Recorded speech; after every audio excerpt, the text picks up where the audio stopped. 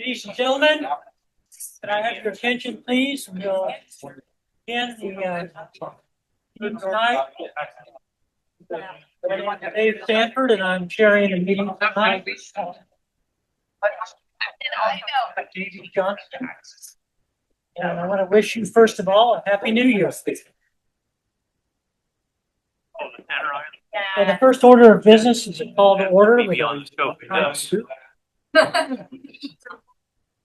Second thing, we have a forum of board members here is the approval of the agenda for tonight. Do I hear a motion to approve? Approve the agenda for tonight. Thank you. A second?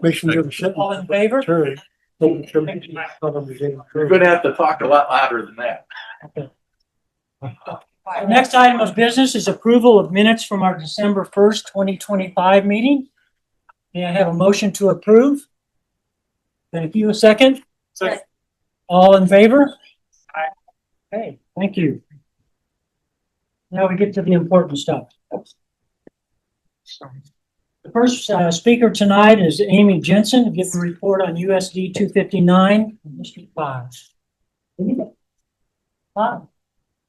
I'm sorry I sound like a frog. I've been out of the classroom for about 2 years now, and I have lost all my immunity to everything. I am the new District 5 Wichita Public Schools Board of Education member. I'm not officially a board member yet.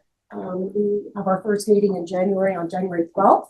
So I'm here tonight just to tell you a little bit about me and a little bit about what I know so far about Wichita Public Schools. I'm a retired public school teacher. I taught 31 years, and ironically, one of my first student assistant is here tonight. Christy Friesen. She was my very first teacher's aide ever, a million years ago. Now I'm an adjunct faculty at Butler Community College. I teach reading. In District 5, I serve as the secretary of the Country Acres Neighborhood Association under the wise leadership of Lamont Anderson, who is also on this board, and my friend Leola here, who's also on the board. I am a precinct committee person for precinct 503 in District 5, and I have lived in District 5 for over 30 years. I love my neighborhood. I know where everything is in my Dillons. I ran for the Board of Education because I am a lifelong advocate for public education. I believe that every child deserves a high quality education, and every educator deserves the tools and the support to make that happen. So that's why I ran. Just a little FYI, the city of Wichita extends into other school districts like Goddard, Mays, Derby, Hayesville, Valley Center, Circle, Andover. And similarly, Wichita Public Schools also serves Bel Air and parts of Keachai and Park City. Wichita is the largest school district in the state. We have about 47,000 students. We're considered an urban school district, so we're not like the smaller districts around us. We function a little differently because we have a different clientele, and we also have significantly more students. The second largest district in the state is Blue Valley, and they have about 22,000 students. So the difference is immense between Wichita Public Schools and other public schools in the state of Kansas. The Wichita Public School District 5 that I represent is partially in city districts 4, 5, and 6. So some of you might not be in my board district, but I'm also I'm happy to talk with anyone about any issues you have about Wichita Public Schools. Couple of things I want to talk about what's going on in our Wichita Public Schools. We have some really great things happening. The Wichita School District is working to create more connections with our families and with our community, and we have a new pilot program called Community Schools. The program is at 7 elementary schools this year, and it works to bring academics, healthcare, social services, and community partnerships to the school for our families and our students to get some comprehensive support. It also encourages families to come into their student schools to see what's going on, to see what they're learning. One of the elementary schools this year is Dodge Literacy Magnet off of West Central that's within my board district. So I'm really proud of that effort. Community Schools is an excellent program, and I'm hoping we can extend it now into the middle schools where I think it's really needed. OK Elementary on West West Street is scheduled to close in 28-29. Students with OK would be assigned to Black Elementary and McLean Elementary according to the facilities master plan that was approved by the Wichita Board in 2024. The closure timeline for OK and 3 other schools was based upon the February 2025 bond passing, but since it didn't pass, I'm not sure exactly what's going to happen. The school district planned to rebuild Black and McLean if the bond had passed. So the board hasn't voted on a final timeline since the bond didn't pass, but the plan is to bring it back to the board in January for a discussion.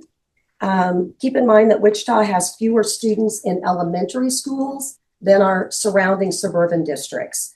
Because we have so many schools in Wichita, we don't resource them as well as we probably should because there are so many and not as many students in elementary schools. So for some example, some of our schools share nurses, they share specials teachers like music, choir, band, that kind of thing, art. OK, with the 3 other elementary schools, were targeted for closure based on enrollment trends and its proximity to the schools that were going to be rebuilt if the bond had passed. The fact remains that Wichita Public Schools has small enrollment numbers in our elementary schools, and no one wants to close a school, but sometimes reality, we have to do what's best for all of the district. So that's an issue that's still on the line and we're still working on it. During a budget workshop this summer, and again, I'm not on the board yet, the administration recommended to the board that they consider a November 2026 bond proposal. The board hasn't taken action on that recommendation, but what we do know is that our facility needs aren't going away. Our buildings are old. The average age of our school buildings is 60 years. The needs continue to grow. Our facilities staff has done an excellent job of keeping our buildings running, even though many of the systems have outlived their lifespan. And so it's time that we do something. Maintenance just isn't enough and it isn't cost effective anymore. So we're going to have to do something different. On a happier note, with the backing of the Kansas City Chiefs, Wichita debuted high school girls flag football this year in 7 of our Wichita high schools, including Northwest, which is in our district here. It's taking off. The season aligns with Kansas's high school fall sports, which starts in September. And usually the flag football season runs till about mid-October. If you weren't able to go to a game last year, I highly recommend it. They are so much fun and the girls are amazing to watch. They're very athletic and they love the sport. The Northwest team would play other local schools like East, North, South, and West High. And there are other area high schools like Mays and May South that are also participating in flag football. So we get to play those schools as well. 3 of the 7 Wichita teams played in the postseason this year. So even though it was their first year, they were pretty good. The effort is supported by the Kansas City Chiefs as part of an initiative to grow girls flag football. So the Chiefs provided funds to help pay for equipment, jerseys, funding for coaches and officials. So it didn't necessarily come out of our fund. It was much to the generosity of the Kansas City Chiefs. The last thing I want to say is if you ever need any information about the Wichita Public Schools, there's an app that you can download. It's very user-friendly. You just type in what you're looking for, the calendar. If you want a particular school, you can go to that on the app. It's very user-friendly. And we're always in need of guest teachers in Wichita Public Schools. Last semester, I subbed in Wichita, and it was fun. I'm retired, so it was fun to get back in the classrooms. I should be back there now, so I'm not sick. But if you're interested, there's a hiring fair on January 15th from 1 to 4 at the District Administrative Center at Lincoln and Edgemoor. We'd love to have you in the classrooms. It's a great way for you to learn what's actually going on in our schools and not what you hear is going on in the schools, because sometimes that's not always true. I always encourage folks to spend a full day in your neighborhood school so you can see all the awesome things that are happening with our students and our educators in Wichita Public Schools. That's all. Thank you. Okay, thank you, Amy. All right, thank you. Next on our agenda, I'd like to introduce Ben Hutton, who's representing Wichita Forward. And the subject matter is the 1% sales tax referendum. Welcome, Ben. Thank you.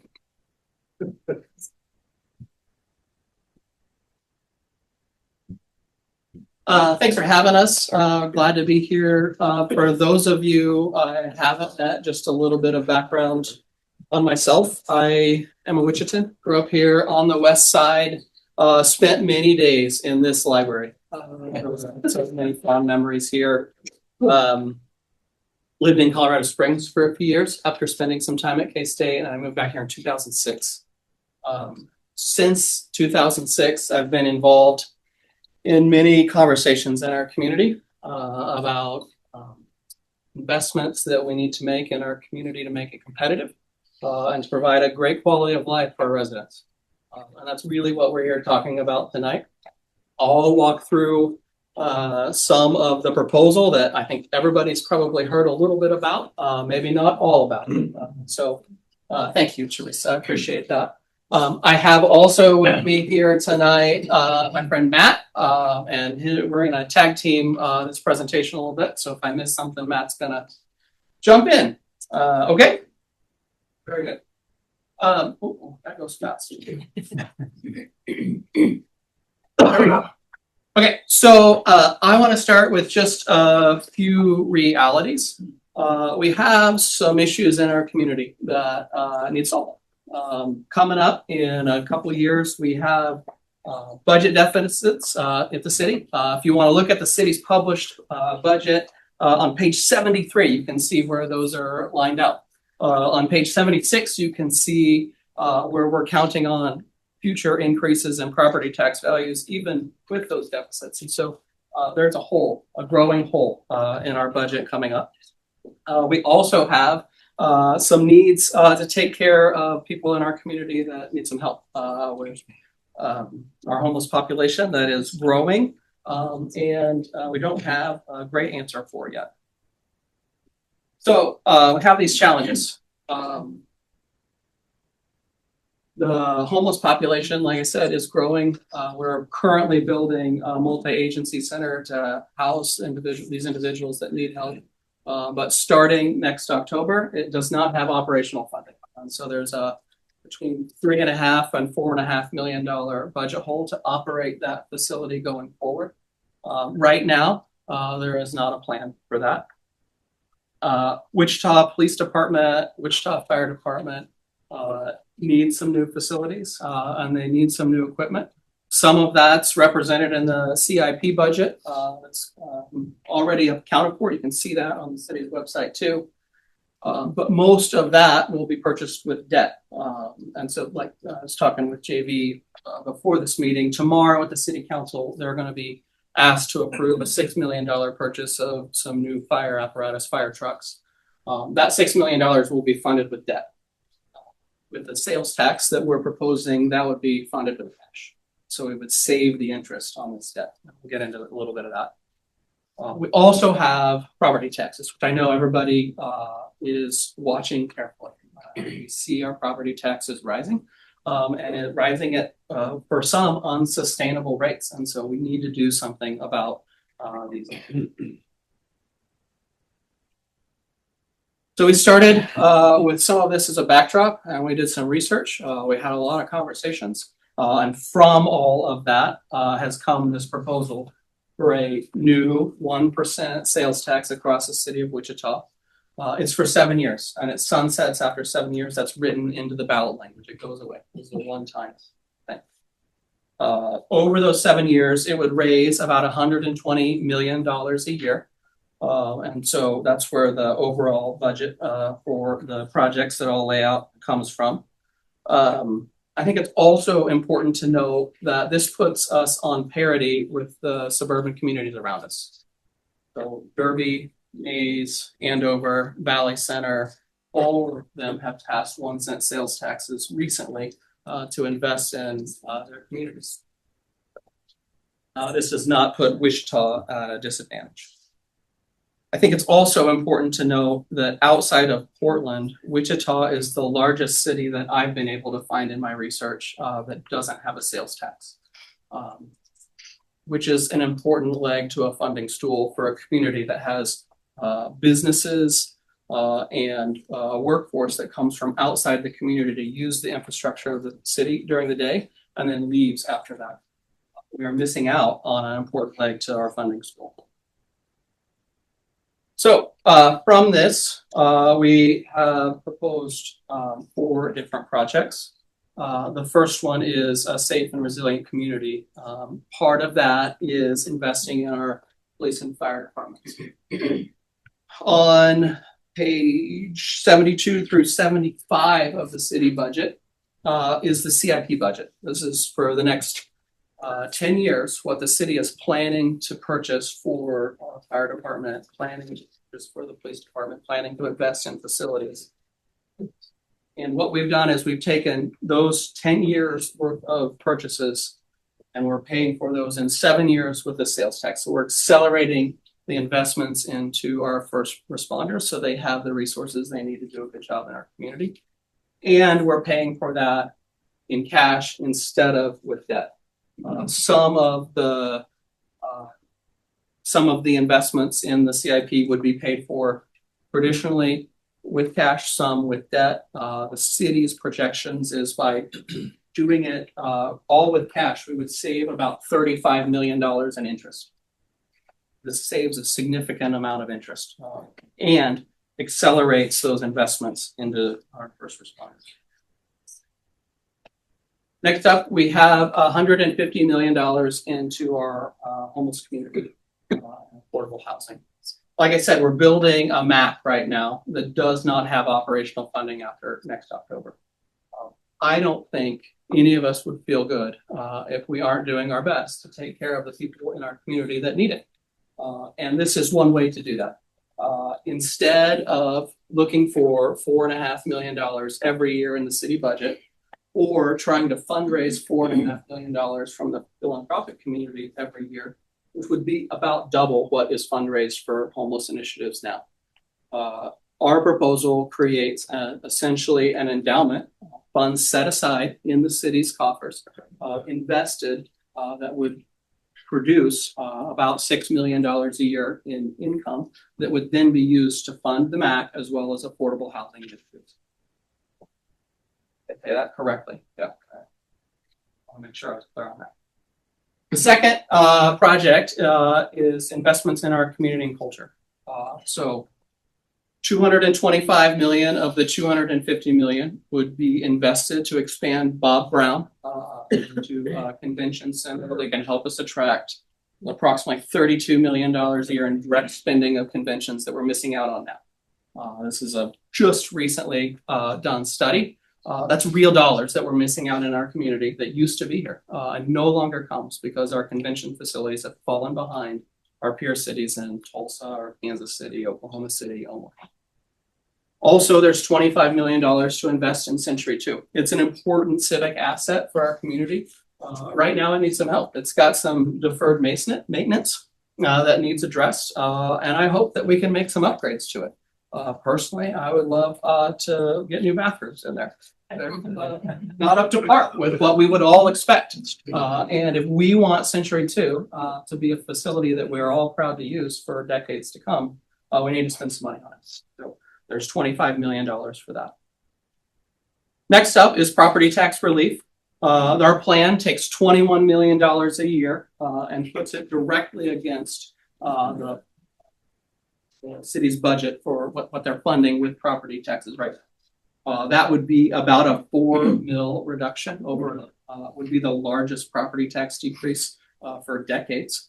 And I know many of us in this room would love for that to be more, or some people in this room would actually not like this in here at all. This has actually been, interestingly, the most controversial part of this proposal when I'm talking to people.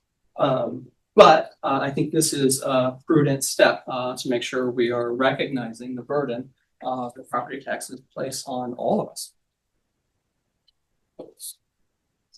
Next up, we have a performing arts center. So our proposal includes $75 million from the sales tax to go to a performing arts center. That center is projected to cost between 150 and $200 million. And our commitment is to fundraise privately the rest of that money. I know that there's going to be a workshop coming up soon, and one of the requests from the council is going to be that we get those dollars in the bank before any of the private or public dollars go to this project. And we're great at that. We think that is a fair ask. But we do think this is an important civic asset for the community, and we think a private-public partnership is the right way to fund that. So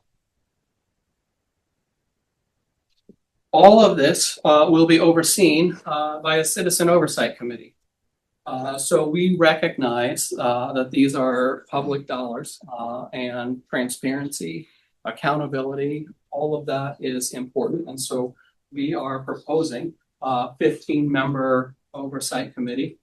7 of those members to be appointed by the council and mayor, and 8 to be nominated by citizens.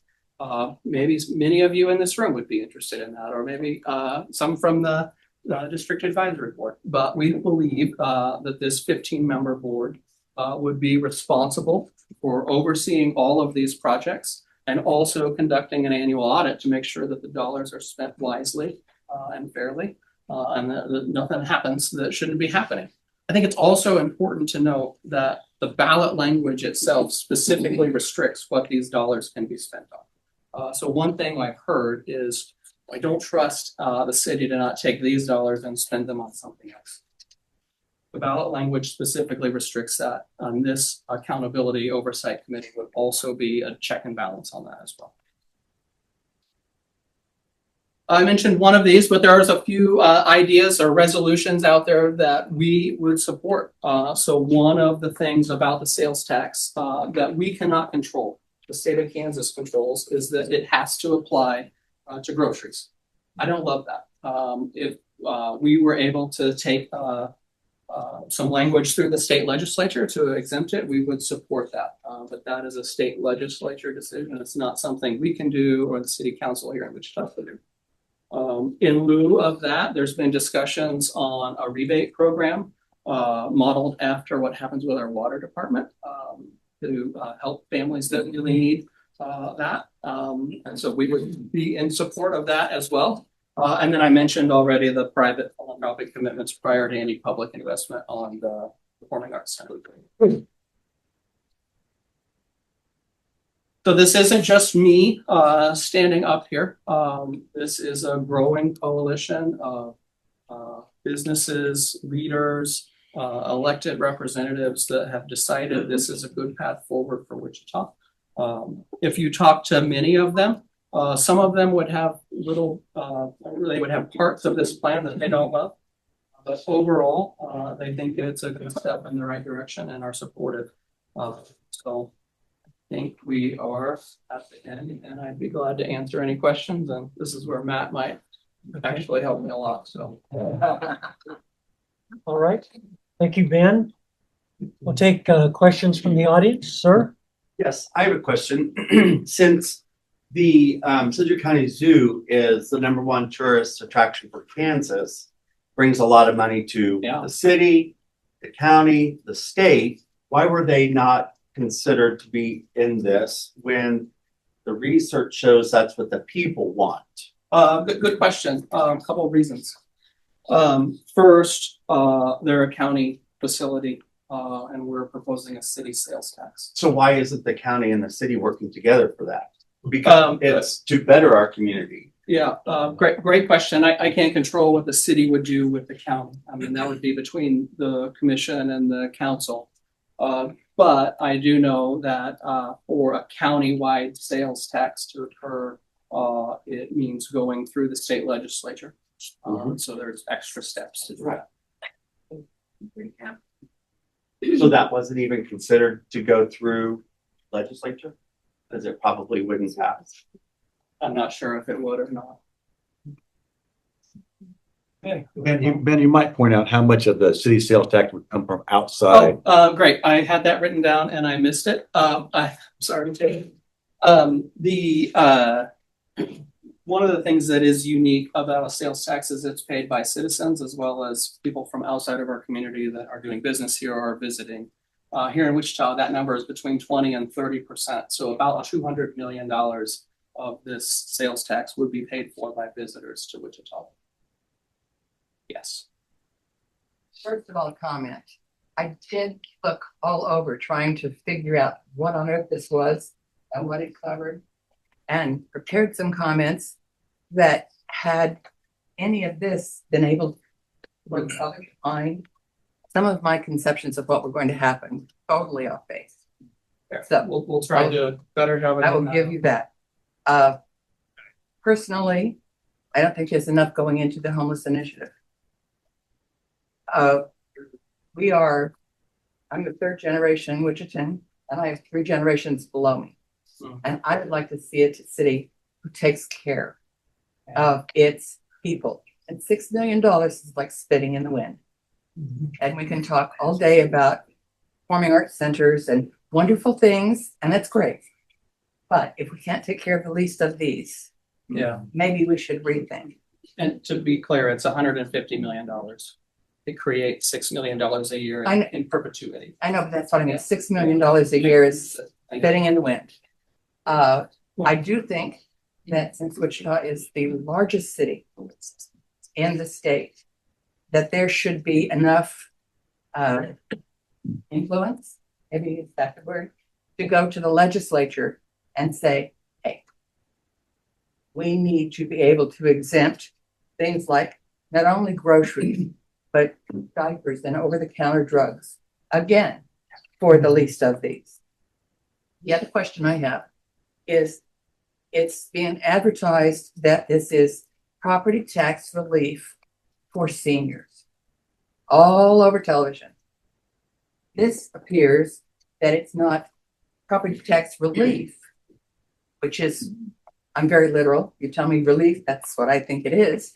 It's lowering what the budget would increase the property tax. Is that correct? I don't Okay. think I agree with you. Okay, so the budget is set, the mill levy is set. Right. This is to reduce property taxes that way. Correct. Not, I have a house, I am not, but I am a low-income person or a senior person, and I have lived in my house forever, and it's paid for, and all of a sudden, I can't afford my property taxes because it's worth 10 times more than I paid for it, but I'm not selling it. And so that's what, when you say on television, property tax relief for seniors, that's what people think. In my opinion, I would rather see us do something like that than reduce it this way, because this way, everybody in the whole community, wealthy, poor, $1 million houses, gets 4 mils of property tax relief. But what if I can't pay my property taxes in the first place? You know, what do we do there? And if we're not going to address that, then don't go on television and tell me that it's property tax relief for seniors, because it's not. Yeah, my name's Rosha. So I think it would be helpful to understand how you guys came up with, or Wichita Forward as a whole came up with 4 different projects. Did you guys speak to the city of Wichita and, you know, get feedback from like residents' feedback? Yeah. Be helpful for Yeah. everybody. That's great. Thank you for that. 2 different things that we did, or really 3. One is we did look at the city budget and see what was already being affirmed by the city council. So when you look at convention, which is scheduled for 2029, 2030, D2 renovations was scheduled in the CIP, the capital improvement program, the investment for first responders, capital improvement program. The ARPA dollars are already going to Second Light, which expires. So the city funded program to get started, and the city actually put in 19 million to get the capital improvements In total. in total, 19 million. So if you look at performing or convention, C2, first responders, investments in the unhomed in our community, those were all within the city plan. Then we went to other organizations. So like Visit Wichita or Downtown Wichita or the Greater Wichita Partnership or the Chamber. We started looking at what are these organizations that are broadly representative organizations. advocating for within our city. And those projects, again, emerge as those top line programs that the organization has been advocating for any number of reasons. Economic development, caring for the most vulnerable in our community, and what have you. Like Chamber is a strong advocate for lowering property taxes across the board. They see that as a key economic driver to attract small businesses or keep small businesses in Wichita. So we took that and then we tested those assumptions up against some surveys and polling as well. So, but the city budget was first, then we looked at organization second, and then we tested our assumptions, and that's how we came up with the projects.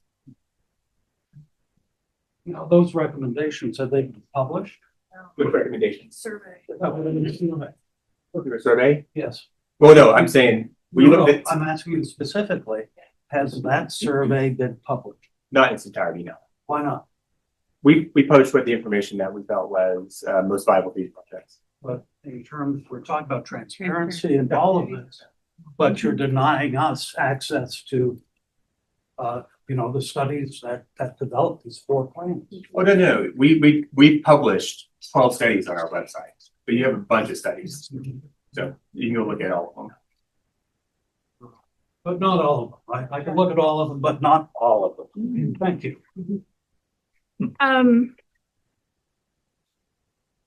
It's made this kind of seem like an emergency because the council has decided to have a special election, which is costing the taxpayer dollars $175,000. And I don't know why it can't be tacked on to like the previous election or election day or the future election days. So that's one thing that makes me feel like the city is constantly wasting money. Okay. On top of that, you've got the Kenmar shopping center issue where developers are walking away without paying their agreed amount of money. You've got the Stevens situation with the ice rink. So with all of us sitting in this room who end up footing the bill for these people that constantly take advantage of the city or the county, I think we've had it.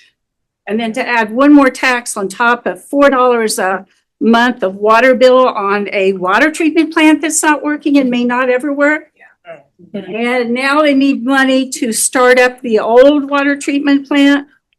So, I mean, you can understand why there's so many in this room that's had it, especially with groceries going up and infrastructure being taken care of all across the nation and no funds coming to states to take care of the water issues, the sewer issues or whatever. And we don't see that going to happen in the next few years because of our leadership on the state and federal, especially the federal. So, adding one more tax doesn't sound like very much. If you're wealthy or if you're comfortable, it's not very much. But, lower class, middle income is disappearing. Middle class is disappearing.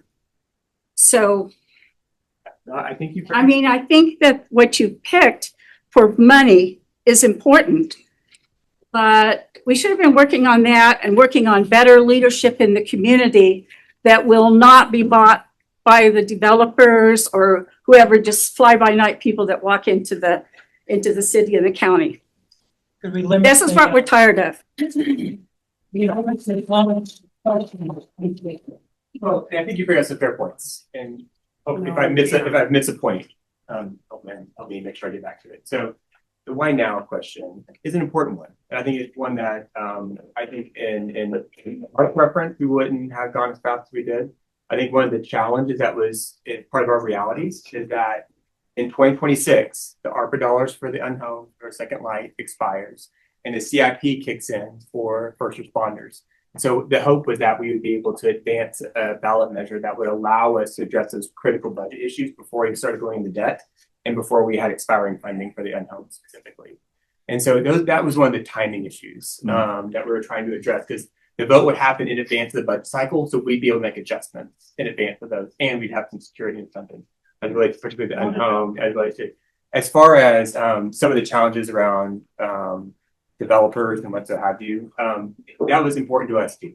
I think one of the reasons why that citizen oversight committee was put on the ballot, it's on the ballot as a part of what you're voting on, is to establish a 15-member oversight board that would be accountable to overseeing the resources and the recommended project. Now, that board will have two different functions that I think are really important to note here. One is that they would have subcommittees that would help to engage in key stakeholders in any of the projects, bring recommendations to the council, and all those projects will still go through the same vetting process that council has. So opportunity for public comment, opportunity for public vetting and seeing and oversight. And then after those projects are being approved, that citizen oversight committee with a third-party auditor is required by the statute to go and do an audit and make those audits public. And so we believe, we hear that those oversight and accountability measures have not been as robust as maybe the citizens of Wichita had preferred. And we tried to do our part to build out an infrastructure in that to ensure those systems were, every accountability system is probably imperfect, but as robust as we can make it from the context of the ballot measure. Did I address the three? Okay, thank you. Okay, I'll try to keep it brief. It is too big, it's too rushed, and it's too vague. And I don't care what you say about an oversight committee. For 3 years, the city's financial statement said we had an internal auditor looking over contracts over $50,000. And you know what? We had no internal auditor, and that was a lie. And it was a violation of our own city's administrative regulations. I don't care about the oversight. This is not set up to be restricted funds. And I will not be able to CORA, that's Kansas Open Records Act, Freedom Act. I CORA'd the Stevens deal with the ice rink to find out what was the debt owed. And I got no response from the city that told me there was a debt on the books from Rodney Steven in the Genesis gyms. I CORA'd it. That's a Kansas Open Records Act. I CORA'd Pinmar and was told it was a small accounts receivable. I'm sorry, this should have been vetted during the budget process, during a normal election where we had time. This is rushed. This is the Grinch stole Christmas. You guys are the Grinch. This was too rushed. And I have a lot of respect for J.V. Johnston, so I want to say that from my heart. I have a lot of respect for you. But the current city council does not have my trust. And I've been doing this for 5 years. And so until they can prove that the water plant's going to work, that we're going to settle these loans with Kinmar, with Rodney Steven, I'll be speaking tomorrow. You cannot tell me to trust you because I have been disappointed for 5 years with core requests that have been denied or misled for me. So I'm sorry, too big, too rushed, too vague. I cannot support it. And we're an active group now with signs and advertising to say this must fail, not because we're not supporting the initiatives. We agree with the homeless. I've talked with you about these issues, but you cannot do it this way. You cannot do $1 billion slush fund with no controls, no guardrails, and expect it to turn out the way you've said. There's too many missing details. You won't even publish the survey on your website. You won't publish the studies that are behind this 34 direct spending for the convention center. I can't even chorus Susie Santos' salary on Visit Wichita. So this is what happens when there's public-private partnerships. It becomes closed to the public. And I try to be a watchdog. I will not be able to be a watchdog on this. And it's $1 billion. So I say too big, too rushed, too vague. And I've got my unanswered questions, Ben, that I presented to you right here that have not been answered. Thank you. Went through every single one of those questions. So You couldn't answer. for 2 hours. Yep. And so if we need to do it again, so you can take better notes, then we can do it again. I'll make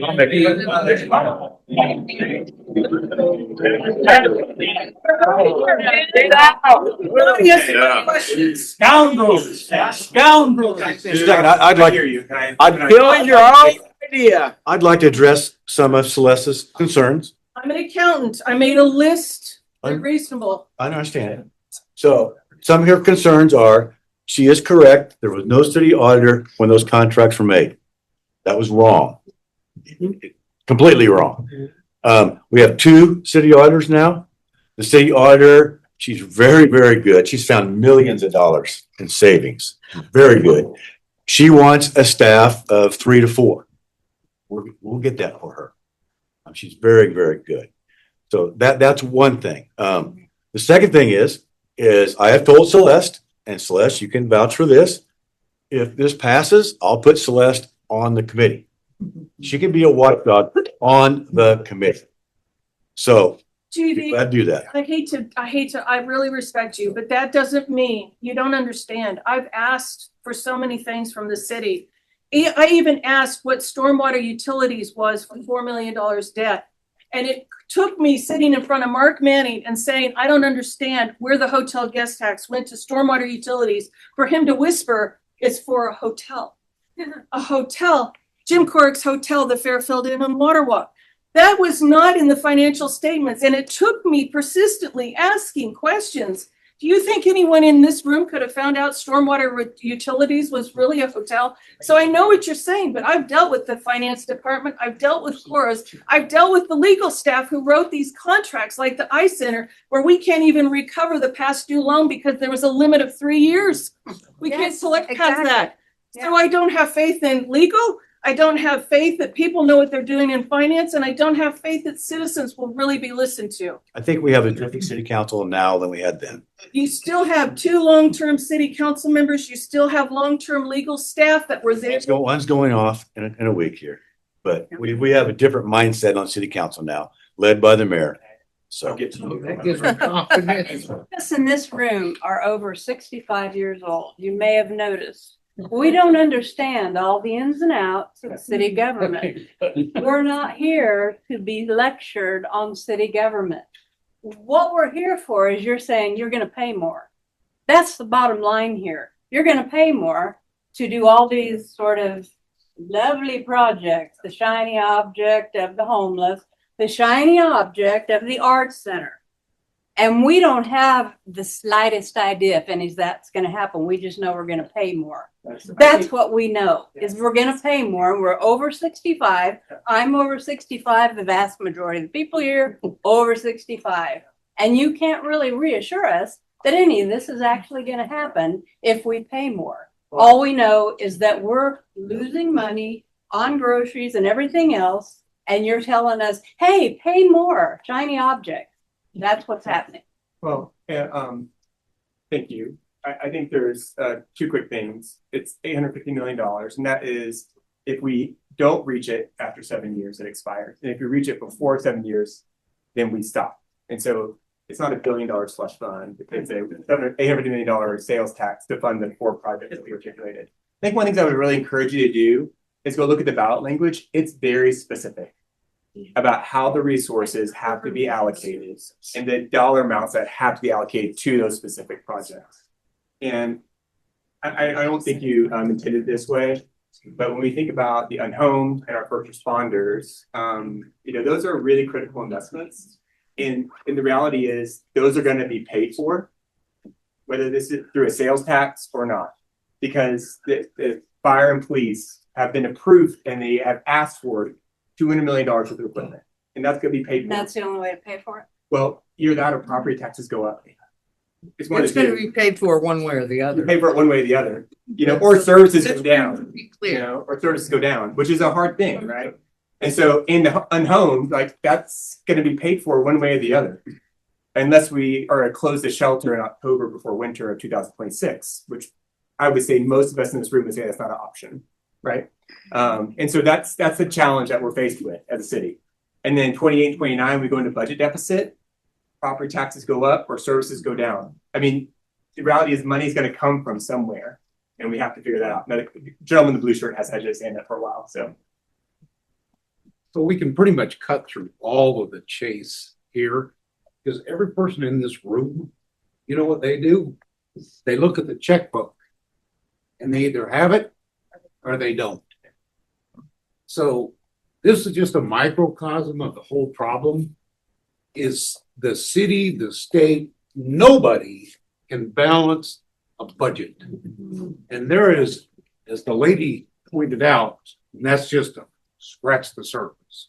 So if you need $850 million, find it. I looked at that 500-page budget. You gotta be kidding me. I've never done anything locally before. And I spent 15 minutes after my wife told me she wanted to come here. And I looked at that. I own 3 businesses, been down many roads, and it's simply a matter of paying the bills with what you got. And don't give us all the lame dollar excuses to do what you can't even do. I mean, there's more waste up there. Yes. We're all wasting our time. Just go get the waste that's already there. And I don't know anything about what you said, but if you got auditors and you got people that can hold these people accountable, that hold the city money. I heard something on the radio the other day where there's some some vendor out there that decided not to give us the property tax money. Sedgwick County collateral. Fix it. I mean, I don't know. Just a point of clarity, 76% of our budget's police, fire and roads. Okay. 76 Then go to the rest of it, because it's it's gonna do that. libraries and parks and stuff. But you can't continue to go to the well. That's the problem. Whether it's sales tax, property tax, Yeah. you gotta become accountable, just like all the people in this room. Yeah, collect your debts from Quit the people wasting that are. money. Here than you. Thanks. Full disclosure, Chris Carmichael, I'm running for Congress, 4th District. Okay. A comment and 3 questions.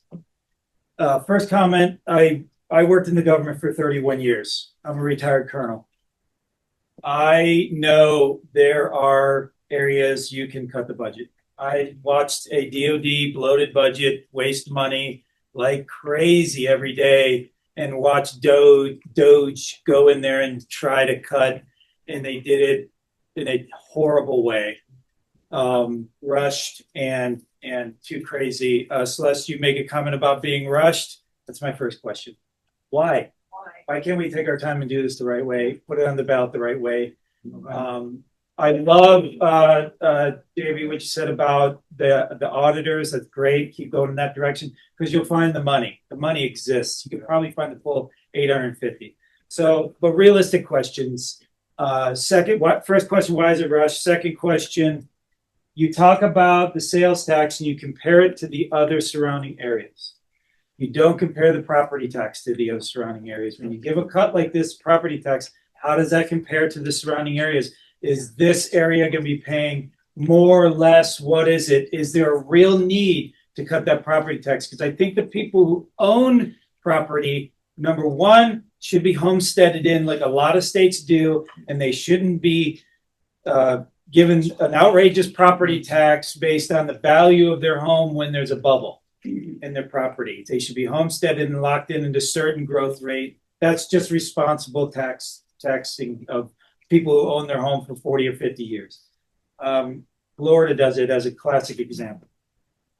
So how does that property tax change compared to the other areas? If you can answer that. Last question is, last question, and now I'm forgetting what it was. My 50s. I'll think about it. I'll come back to you. But last question. I remember now. Homeless. Yes, $6 million in perpetuity. Great. Super. Housing the unhoused. That's not the root cause of the problem. That's a symptom. Why not take that $6 million a year and put it towards the root cause of the problem? The problems are inflation rate, grocery bills are getting higher. People can't afford to eat. People can't afford to pay their rent. There's a fentanyl drug problem that's causing people to be homeless. Why not put that money towards the root causes of the problems and not just the symptoms? Okay, sorry. We're good. You got all those now? Yeah, I'm looking at the county. Yeah, so Goddard is higher, at 32%, 31 and change, and 32%. I think Wichita's currently at 28. Is that right? I think so. No, right? Is that right? I think we're lower than most Ambridge community around Andover us. is also higher. I know that. Yeah. I know, I live in Andover. It looks like Maze is higher too. So if they're already higher, why are we going lower than in Wichita? Because I think even relative to other communities that have high property taxes, I think we're hearing even in this room, the rising property taxes are an issue.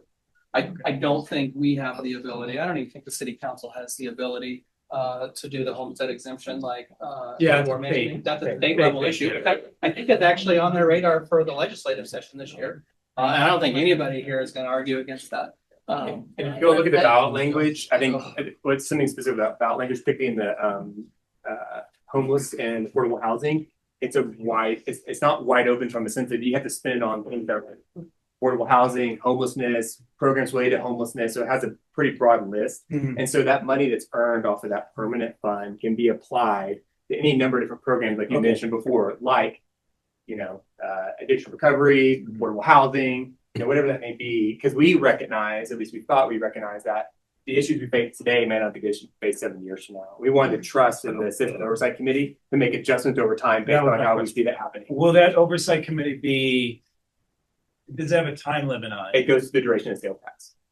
And then, so it's 3-year terms consecutive. So I've lived in about 32 places in my life, all over the world. Yes, I'm new to Kansas, and I'm not going to apologize for serving in the military for 31 years, but anytime someone says it's a temporary sales tax, everywhere I've lived, it's never temporary. There's an excuse to continue it on forever. I've been in place with 8+% sales tax, and they just keep on tacking on another penny. So I love that you're saying it, and I believe your intentions. And first of all, and by the way, thank you for doing this. You're under the fire right now. You're doing great stuff. We're not fools. It's not going to be. Ironically, we had a temporary sales tax 15 years ago, and it was temporary. It went away after Intrust Bank Arena was completed early. Hopefully this one is too. Hey. Yeah, you were next year. So I got distracted. That's my fault. Thanks for doing that. So there was a report by the Kansas Department of Revenue that says business property in Sedgwick County is only appraised at 76% of the value, and personally owned property is at like 96%. So there's money right there on the table that the city doesn't, or the county does not get.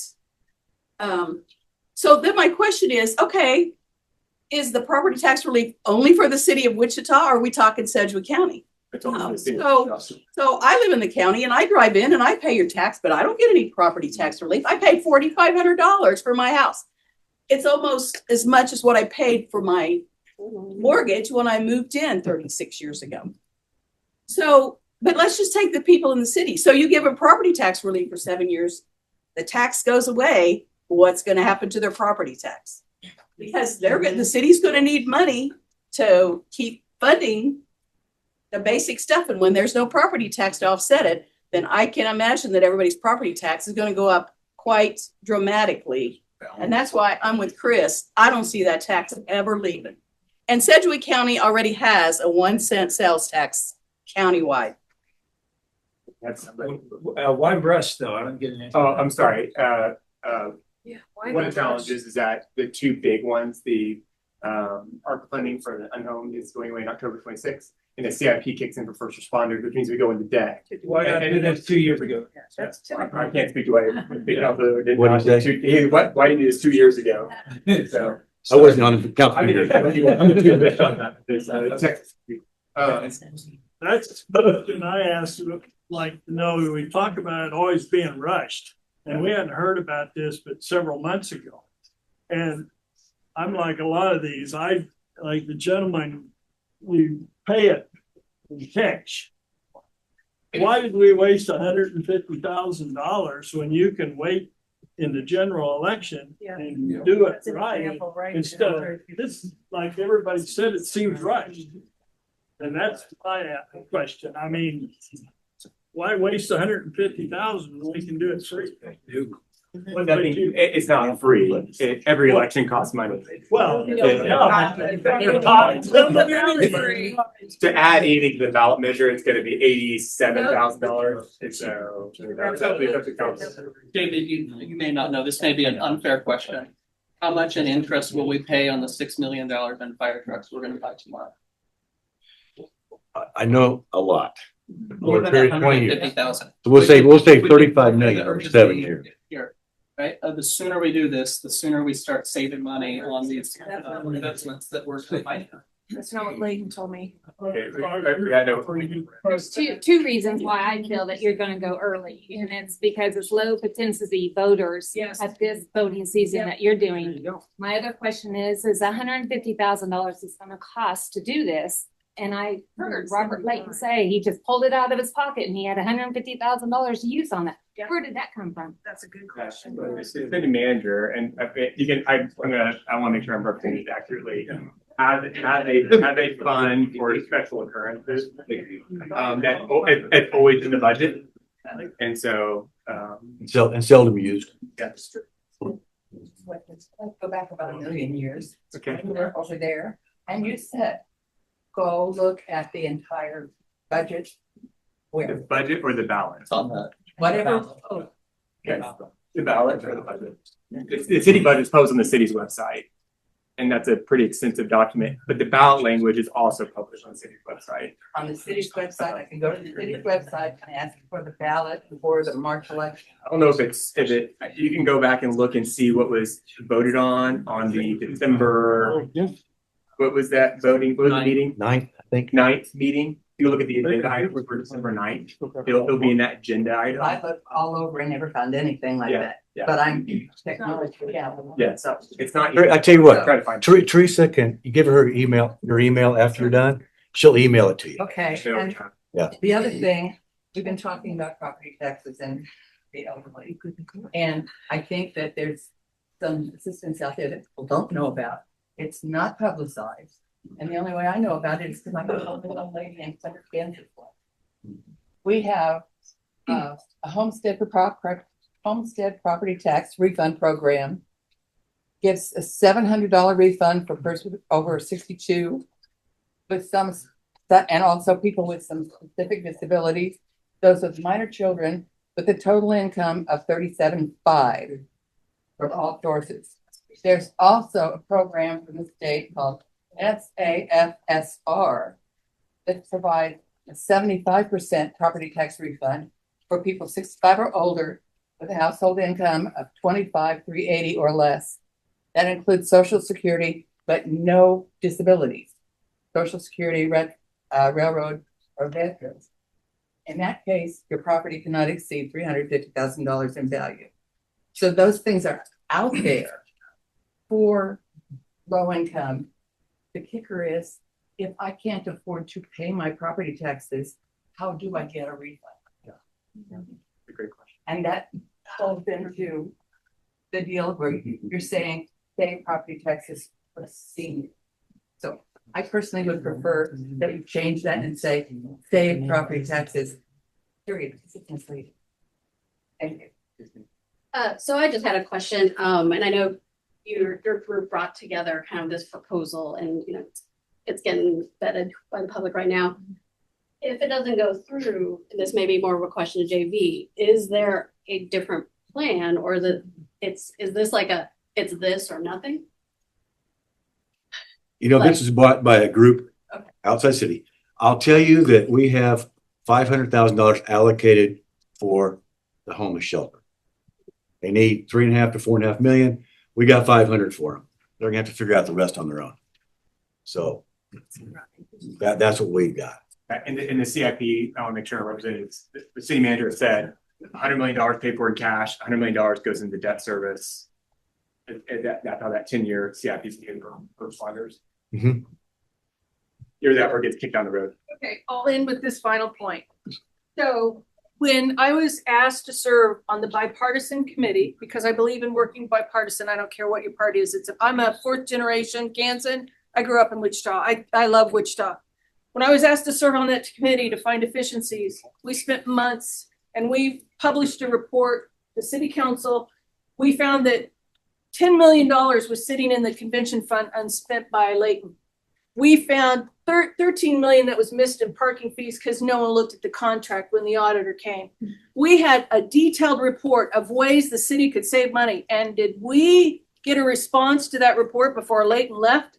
So I am really discouraged that we worked hard to try to find efficiencies and savings. We published this report and I have not heard one word back. Our group now, the chairman of our group is now being paid to promote this. And I feel like, what the heck did I serve on the committee for? I was never paid. I don't want the money. I want to be fair and honest and look at the numbers. And so what was that effort for that bipartisan committee when we didn't even get heard and our results came to nothing except this? Merry Christmas. Yeah, I'd like to stop questions from the general public and bring it to the board and see if any of you have questions that you'd like to ask about this issue. Anyone? One more question back here. Yes, sir. Yes, sir. Go ahead. Let's follow the money. Ben, will you tell us what company you work for? I own it. Button Construction, right? Yes, sir. Who's paying for all the ads you see on TV, on Facebook, on YouTube? Those are really slick. Who's paying for all that? That coalition of 70 people that have signed on so far. Okay, you're supposed to have a PAX filing with the county election office. Yeah. Why haven't you even put together a notification of your organization and filed it with? So we're a 501c4 and all of that paperwork has been filed with the state. We'll file all of the appropriate notifications when they're due. Okay, which office in the state? Secretary of State. Okay, I was. You can search it right on this Secretary of State's website. Wichita Forward Inc. I'm the president. Okay, it's supposed to be on the county election office website. It's not there. They couldn't find it. I couldn't find it. When are you going to put it so we can all see what contributions are being made and by which construction companies? Because it's your construction companies that are funding this, isn't it? No. Okay, so where's the money coming from? Who's contributing all this money for these slick ads and this presentation and the rush to get this done? Well, I did the presentations. Not trying to be coy, I was a former college professor and I did these for a living for 20 years. So that was mine. I've done all those. Okay, PowerPoint's pretty simple, but Yeah, all these it is. quick ads Yeah. that are seen on the Yeah. TV Yeah. are very Yeah, expensive. we have a fair number of philanthropists that are helping to fund us. So when Yeah, will we know filed- who we those filed all the people are? paperwork. If We we follow the filed- money, when will we find out who they are? We have filed all the paperwork with the It's on their state. website. We are with IRS, 501c4, all of our documentation. They're on their website. Well, it's not on the state website, it's not on the local website. You will need to provide that information to the city council and make sure you're legal, first of all, and let us know who is in fact going to benefit. The next question, if you've got all this millions of dollars spent, you're gonna be spending, building new buildings like a new performing arts center and facilities for the police. Police have new facilities, by the way. They were out here on North Meridian. They're now out at Wichita State University. That was a multi-million-dollar investment. Why do we need more facilities when we already have them? Secondly, if you're going to put a bunch of money into performing arts, 75 million plus, what'd you say, 200 million in contribution? 150 million. Yeah, don't like that million. So if you follow that kind of money, what's gonna happen to 72? It's gonna sit there empty? What are you gonna do with it? We've allocated 25 million, plus city at 12.1 million. So in So total, who's gonna use 39.1 two million. spaces? You got one performing symphony, you have one musical, group, folks called. Okay, my point is. And I'm not gonna be, I'm not gonna be three remodel groups, but USC 259 does have. Why do you performing. need a new performing arts center? Wichita State is about to have to demo its performing arts center. USC 259 does have a performing arts center. There are a lot of civic and performance organizations right now that need, the city can handle multiple places to perform. And so we believe there's an opportunity there They to can't expand fill that. what they got. Have you been to the symphony lately? How many people in here have actually been to the symphony? Okay, how often do you see that room filled? Very seldom, right? And now you want another one and another one? Yeah. That means you get to build more buildings. Well, and I want to You remind. Be paid, but what about us? What one paying for? I hear you, and I hear your point too. I think a quick reminder is that not only do we have a citizen oversight committee, but we have the typical evaluation process the city has to go through and to have any project that's going to be funded, both in the bidding process and what's happening. And so I think just because a company supports an endeavor like this does not mean they are going to be a direct beneficiary of it. So, Well, it was the same thing on the school bond issue, 450 million. The people pushing that one were the same banks, the same contractors that we have pushing this agenda. It's the same group. Is there a They've already got the money all divided among themselves. They already know who's gonna get what project, and the rest of us get sit around like fools. Why do we want to do that? I've seen us support projects that we believe are in the best interest of the city and its children, its vulnerable, and first responders in this particular circumstance. And so I hear you and I understand how you could come to that conclusion. I also want to say at some point, as our schools decline, as our facilities decline, we haven't built a fire station since 2009. You got a new one going in now. Yeah, one. But the city has grown, exponentially. We have one of the more challenging response rates at any city our size because we don't live in geographic proximity to a fire station. And I'd like to step in at this point in time and thank you for your questions and comments, but we do have a longer agenda tonight that we'd like to get to. So thank you, Ben. It's just too bad. For being a sacrificial lamb. Glad to do it. You weren't. Next item on the agenda is off agenda items, and I understand there's a person who would like to make comments. This is not about any zoning issues right now. We'll have an opportunity for discussion of those later. So, Teresa, we have someone who wanted to make off agenda items. I know, fibrous deactivated. Daniel. Oh, we're in the middle. Daniel? Yes. We have signs that we're doing what we can with little money. You have 3 minutes, Daniel. Great. No. Yes.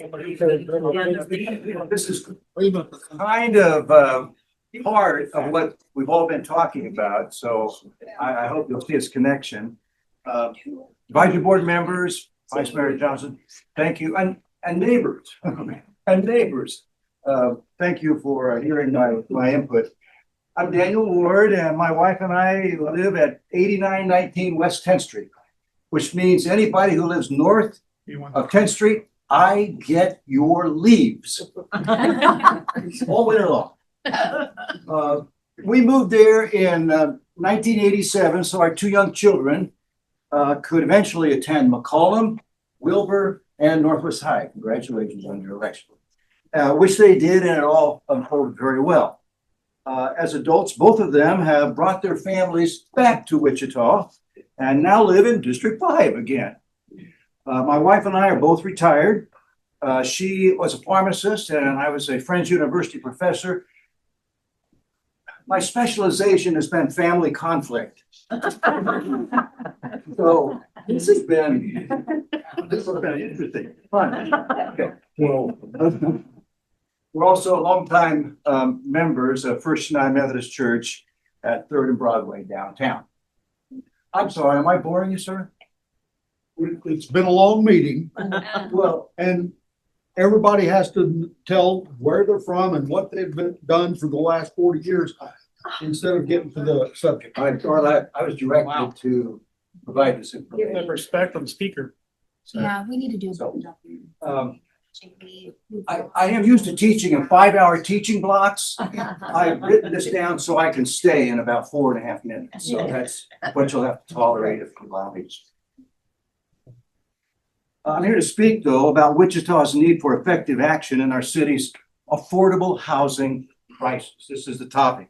It's important to me, given our 4 decades of my downtown church life and ministries. My congregation is also one of the 40 congregations that are part of Justice Together. And also after 25 years in Friends University's family therapy graduate degree, where I supervised hundreds of cases with people strained by chronic poverty who sought our student therapists free counseling services. Vice Mayor Johnson, I'm well aware that affordable housing is also a personal concern to you from well before your election. I thank you. I want to thank the council too for already enacting one nationally recognized best practice by forming the Wichita Affordable Housing Fund in 2023. But what remains to be done now is a clear, detailed, and well-guided plan for securing and committing the dollars and resources needed to make Wichita's Affordable Housing Fund sustainable and impactful. Both Wichita Forward's initiative and the council's recent decision to set this vote on the sales tax proposal offer an option for making this crucial second step a reality now. Now, I do want to be clear about my concern and request to the city council for their upcoming January 27th workshop, okay? First, cities around the country have successfully secured ongoing resources for affordable housing trust funds in a number of ways. A sales tax is one of them, but not the only one. Obviously, for us right now, the sales tax proposals in front of us, and it's the immediate option to be considered. So in the wide-ranging discussions that are already underway, the specific issue of affordable housing action, and I want to make clear, the issue of affordable housing action separate from services, from shelter services for homeless persons, well-deserved champions and public information now more than ever. Because if you want to talk about what sustains chronic homelessness, you're looking at the bottleneck of affordable housing and its challenges. So, Vice Mayor Johnson, I urge you to be one of those champions, especially during the council's upcoming workshop. From hearing you speak, it's obvious that you have paid close attention to the considerable local and national data around affordable housing, from its role in our city's chronic homelessness, its severe strain on citizens and families who make up our working poor and who are employed by so many of our small businesses, and the economic drag it places on businesses large and small, as well as new development, especially in the downtown corridor. I've also heard you describe your own efforts to check out effective new solutions happening in other cities that absolutely can be applied here, given adequate sustainable funding. So I respectfully recommend three things that you can bring to the City Council's upcoming workshop. One is the importance of an expanding group of leaders who will articulate not only the need for, but in my opinion, more importantly, the far-reaching benefits of affordable housing for which. I don't think Ben Hutton is still here. Okay. I'd hope he'd be one of those. And by the way, I was a soccer coach when he was 10 years old. Daniel, one more minute. Gotcha. Two, a clear statement from the City Council that Wichita's Affordable Housing Fund will receive the 10 million threshold of adequate funding for the sales tax passes for the trust. And three, a working outline of a basic plan for use of these affordable housing funds, a working proposal of sorts with an initial sketch of administrative structure, citywide outcomes, and ongoing public accountability, such as including ballot. It seems to me that each of these actions could be essential in helping our community better understand and support the affording housing issue, whatever happens in the March vote, and also provide the council a beginning place for future planning and decisions. Thank you. Thank you for me. I will comment. Thank you for coming very much. I appreciate it. The reason I ran for city council is because of the homeless issue. The bottleneck for homelessness is housing. It's what I'm working on now. So I am working on it, investigating a lot. How do you need an elephant? One bite at a time. Not going to happen overnight. I'm not sure it'll be 10 million, but we have a new city manager coming in that is familiar with the model you're talking about. I understood, Ken. So he is familiar with it. So I'd like to hear his ideas when he comes up and then see what we can do. The private sector, Steve Fellmeyer, former CFO Coke, is raised $30 million for affordable housing on the private side. So the private sector is taking the action. And I've got investors that want to invest also in affordable housing. So, and the public sector has to do some of it too. So it's going to be a mix of things and we're going to work on it. I tell you what, you've got 7 council members that are committed to working on it. I'm not sure it'll be exactly like you envision, but we'll do something about it. So appreciate it. Thank you. Thanks for coming. Next item on the agenda is updates, issues, and reports. Any more updates, Vice Mayor John? I do have a couple updates. Yes. Is someone else? Okay. Thank you. Someone else have an off-agenda item that they'd like to talk about? You said nothing that affects zoning. You don't want to hear about that right now? Not now. Okay. It's coming though. It's coming. Okay. Okay, back to me. District Advisory Board meetings, will move to Teams starting in February 2nd. So hopefully more secure, hopefully a better platform to, if you can't make it, if you're sick, you can still view the District Advisory Board meetings, these meetings. There'll be a swearing in ceremony, basically for Joseph Shepard and, Mike Hoheisel and Maggie Ballard getting reelected, on Monday, January 12th at 7 p.m. You're all invited. Free admission. There'll probably be some store-bought cookies there. So, not my favorite, but it'll be nice. And there will be a new vice mayor selected in about a week here. So my term will end. I've enjoyed it. I'll be glad somebody else do it also.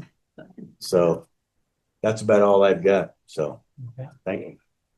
Anything from the council members? Anyone? We need to go back and make a motion to approve the public agenda items to be received and filed. I don't think so. Do we? Okay. May as well. All right. I would move that we receive and file. Second?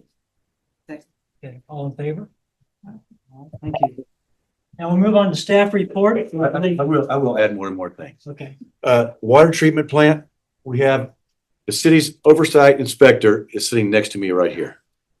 So she is the watchdog hired by the city of Wichita to oversee it.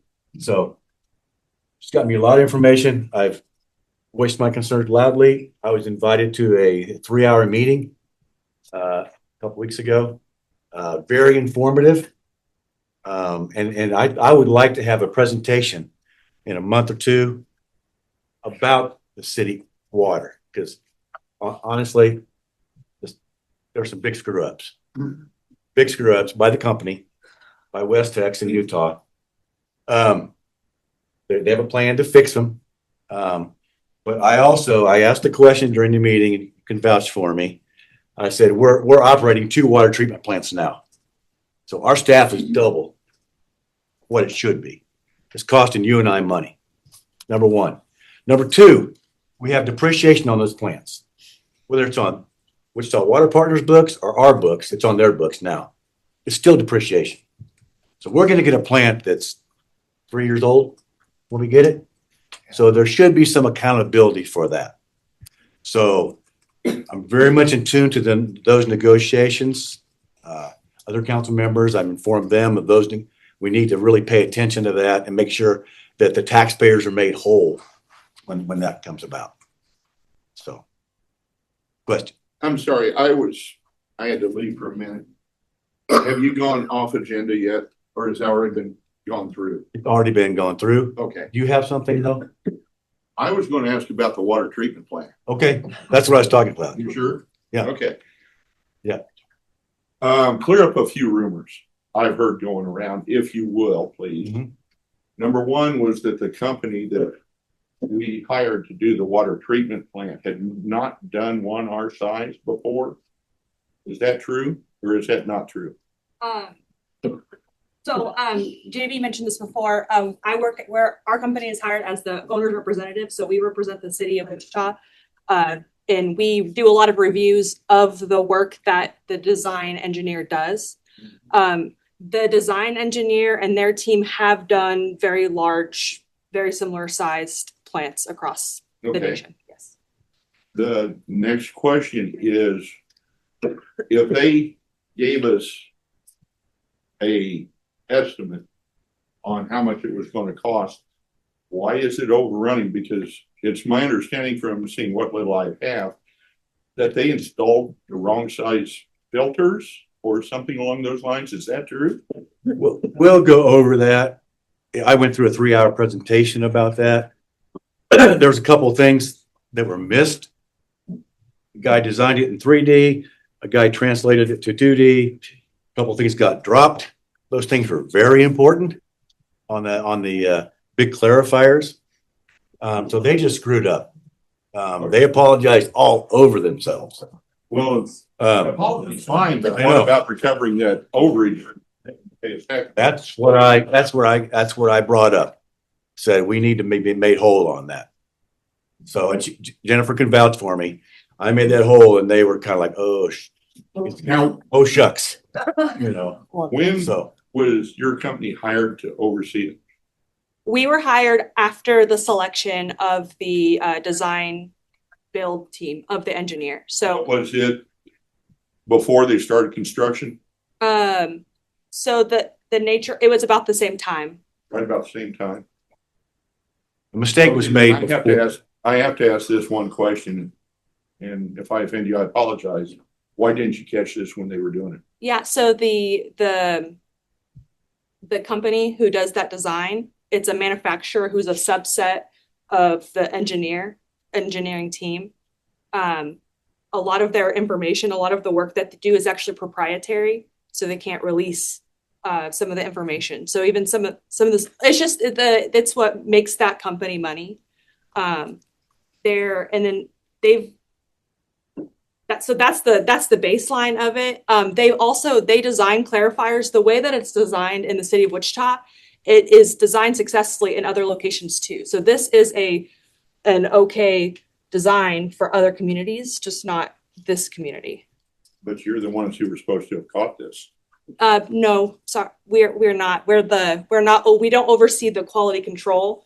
We oversee the construction building. So what the drawings that they submit that was approved by the engineer, we make sure in the field that they are built to those standards. All right, and fine, that's great. But shouldn't we have had inspectors out there saying something screwed up here when they were building it? It was the mistake was made before even construction even started. So in the design, West Tech out of Utah made the mistake, dropped a couple things out of design before even the first dirt was moved. So it was built per the design, which was incorrect. Correct. That's So exactly it's right. their responsibility to make it right. And Correct. Yep. if just to as a point, sorry if I'm not. Wait. I went to the companies. The city of Wichita has hired a third party, and then the engineer hired a couple of third parties as well to review the design sense. We went and visited their facilities, and they went overview of what the mistake was, and they took full responsibility for that mistake. And they're spending. They need to obviously, but they have sent a dedication letter that they have dedicated to the community to making it right, regardless of how much it costs. And they've spent millions of their own money to make it right. So it's not right now, but they will make it right. And I have full confidence that the water plant will be right. And then the other night it was announced, I think I remember seeing it on one of the TV stations or in the newspaper, there's an additional $1 million it's going to take we're going to end up having to spend. Is that right or is that wrong? That's on something else. So I voted against this, but they want to, when the new plant's up and working, they want to keep the old plant ready. And so it can be up and going in a couple days if there's a failure at the water treatment plant. Okay. Well, I'm just speaking of myself now. It's Go ahead. I was gonna say that is it's a project of itself. It's coming up. They want to reallocate the old facility to be an emergency use. So, God forbid, if an airplane crashed into the water treatment plant and there wasn't something fixable within a couple days or weeks, we could turn on the plant that we have now, and it could provide water to the community while the other stuff's being fixed. My way of thinking may be different than everybody else in here, and that's great. Do it. But my problem is it's not being publicized that way. And fail safe. You need to get out there. The media reports what they want to report, how they want to report it. So someone needs to correct them. Yeah. Either on the website or correct them and say, look, they're wrong. Yeah. This is what it's for. And Hard- this is a separate. Hard to do that when we're not the media. But So thank you for allowing me to speak. You know, I'm out. yeah, you're welcome. I will, tomorrow, I am going to propose that we delay that $1 million. Because we don't need to spend it now. Their whole impetus for spending that now is in case the costs go up. Well, let's get that plant going first. And then let's worry about mothballing this one where we can bring it up again. Okay. So I don't think we should spend the money ahead of time. Once again, thank you for allowing me to speak Yeah. out of turn. I appreciate And I think we should have a presentation on this at this DAB meeting, either February or March. So I think that would be a good you thing. announce it, I'll be here. Yeah. I think it's good information for people. You guys, we're all paying for it. So we should know what the heck went wrong. I mean, people make mistakes. You know, this happens to be a multi-million-dollar mistake. You know, and they should pay for it, and they will pay for it. They will pay for it. Okay, So, thank you yeah, very thank you. much. All right, we'll move on to staff reports. And I believe I see from the police department, Officer Ice here. Welcome to the front. We have a very friendly crowd for you. I thought everyone came for me today, but I guess I'm right.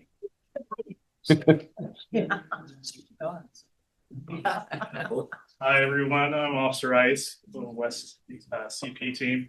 I am over 15 and 16 beat as a community police officer. Essentially, I don't have much, so I'll make it quick. Big things we have, 900 block of Northwest Link. We had some incidents, shooting cases over there. If any of you guys live in that neighborhood, we have a suspect in custody for that, and the situation should be resolving, so we shouldn't have any more incidents out there. We talked to the homeowner about the nuisance issue.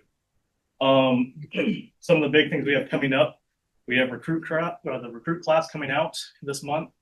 It's about 30 individuals, if I remember right. So they'll be out in FTO field training with our new officers. So it's fresh blood out there and helping us, with the staffing. One big event that we have coming up is Second Chance Thursday. We have it coming up. It's going to be a couple months, but I want to start pushing this out there. We're planning on March 26th. It's going to be at the Brewer Community Center at 1329 East 16th. Basically, what the Second Chance Thursday program is, if you guys aren't aware, we focus on clearing any misdemeanor traffic warrants. And also we have the DMV there that assists with getting people unsuspended licenses. So a lot of times I've seen people walk out that day with a restricted license. It's a big, good program. So it's very well utilized. Are there any questions for me at this point? From anyone? No? No? All right. Thank you guys for your time. Thank you, Officer. Appreciate it. And I believe from the fire department, Battalion Chief Crosby is here. Understand you're doing double duty tonight? Yeah, I did. Yeah, but you guys had some activity about sales tax last time. Okay. Sorry for the wrong name. That's all right. He was going to be here. I'm acting Chief Gordon. Nice to meet you. Crosby's a good man, but he's not here. I'll kind of keep it brief. Some exciting things is something that's not going in District 5 is going to go District 4 is the new quarters for 23 engine at Mays and Pawnee. They're going to break ground on that hopefully in February and get some contracts awarded and bidding. And it will support District 5. It will really help the west side to have that engine company go in service that we need very badly. But we also have budgeted new fire station for District 5. Yep. And we're looking for land. 34th and Ridge area, or I can't say. Okay. Spill the beans. You have an area there that a little bit. We'd like an engine to get to a little faster, protect you. We have an amazing fire museum. If you haven't been to it, I'd recommend that you go. It's on South Lincoln, and the governor was here last month, and it's South Seneca. Broadway, right? Yeah, Broadway. Lincoln Park. South Broadway. South Broadway. It's going to be firefighter Memorial right? Park now. Reggie. Yeah. Broadway. Okay. Broadway. Reggie's Park. Anyway, and go to the museum if you haven't been to it. It's a quarters bolt engine 6. It's amazing. It's an amazing. It's small, but it's amazing. And the park there, the governor came and we made it the proclamation that is the I didn't do anything. The governor did. city. It's this memorial for the state. So we got the best place, and we're the biggest city, so we got the memorial here now for the states. That's great. Remember those paid sacrifice for everybody. And we just had a recruit class come out, so we're hiring people.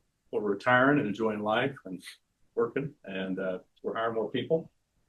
And, just a safety note, Christmas trees. I know some of you still have them up. It's January, but Christmas is over, but you're still enjoying your tree. It's pretty dry. A lot of Christmas tree fires actually happen in January. So be careful as you finish your last few days with that. Take it to Buffalo Park and have it shredded.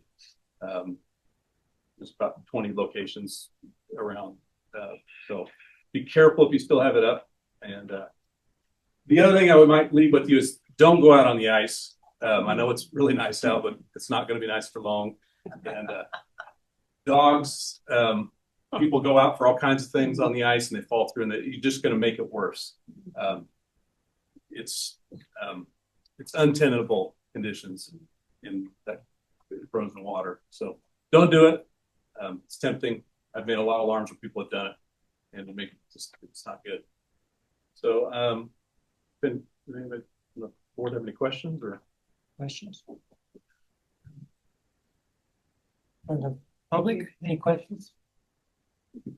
Oh, I was in a class, sorry. Thank you, Chief Gordon. Yep.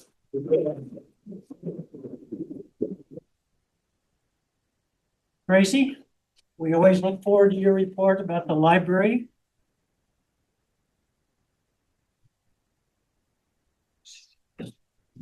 Hi everyone, I'm Tracy Partridge, the manager of the Westlake Branch Library. I'm also incredibly short, as you can see. So it's a little bit difficult for me to actually present. She's like.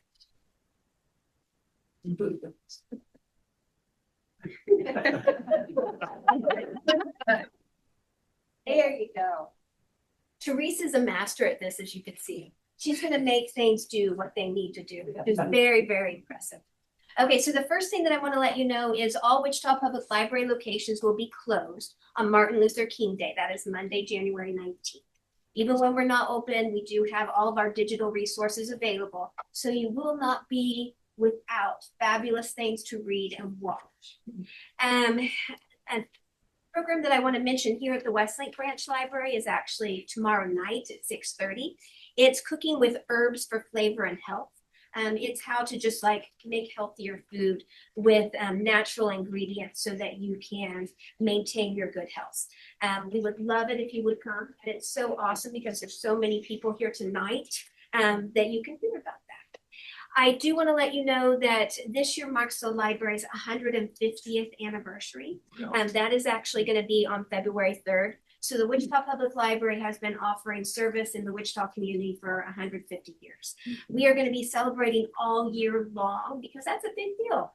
And one of the first things that we're going to be doing is at the Advanced Learning Library on February 3rd, they're going to have a 150-year wall display where you can share memories and stories about the library.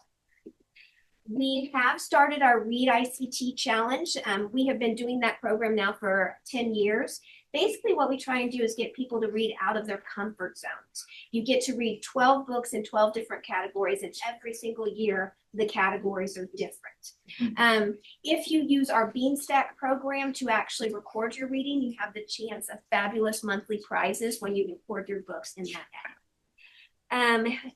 We really love reading at the library, which is not surprising. We should love reading. That's what we're about. We are having a Read ICT program at the Advanced Learning Library on Saturday, January 10th at 1 p.m. And that's just going to be an opportunity for people to gather together and to talk about books, to make recommendations to others, just to really have a community feel about the love of literature. Our story times actually resume this week at the Wichita Public Library. We do 3 story times. We do nursery rhyme time, which is for birth through 2 on Tuesday mornings at 10:30. Baby's first story time, because it's never too early to start someone reading, ever. And that's on Wednesdays at 10:30. And then actually preschool story time on Thursdays at 10:30. So we are doing an interesting teen program here at the Westlake Ranch. That is actually going to be on Friday, January 31st at 6:30. We're not going to be open. The only people who actually get to come in the library are teens. From 6, like we close at 6. So at 6:30, that teen program will start. So if you have any teens, we would love for them to come participate in our murder mystery. It's going to be incredibly exciting.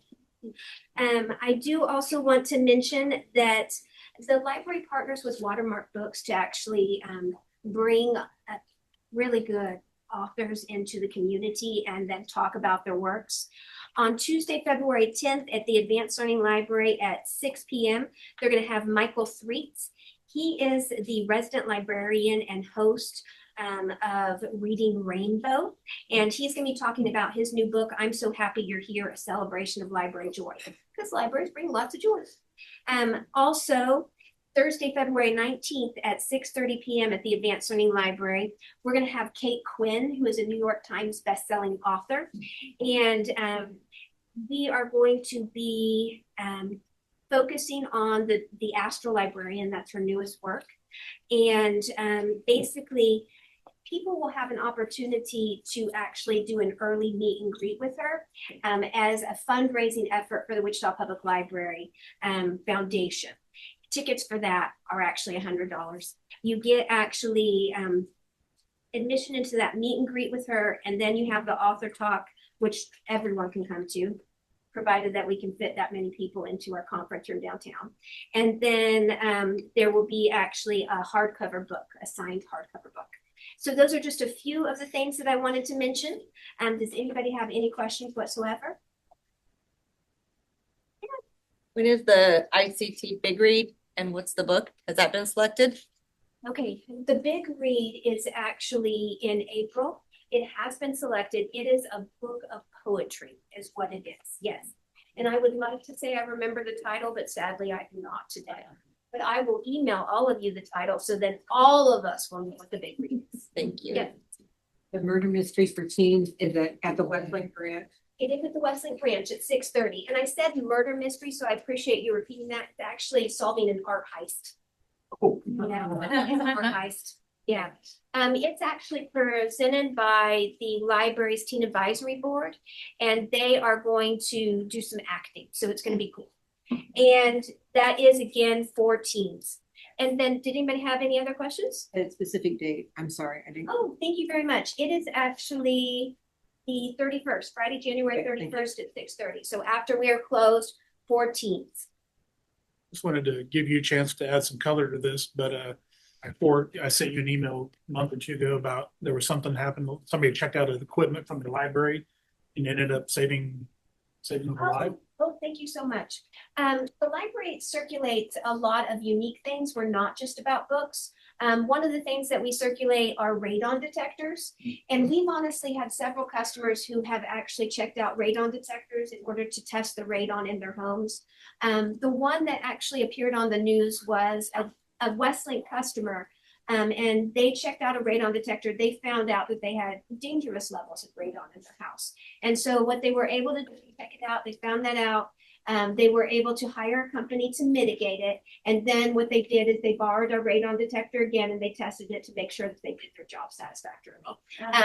They were so excited about the radon detector that they also bought their own.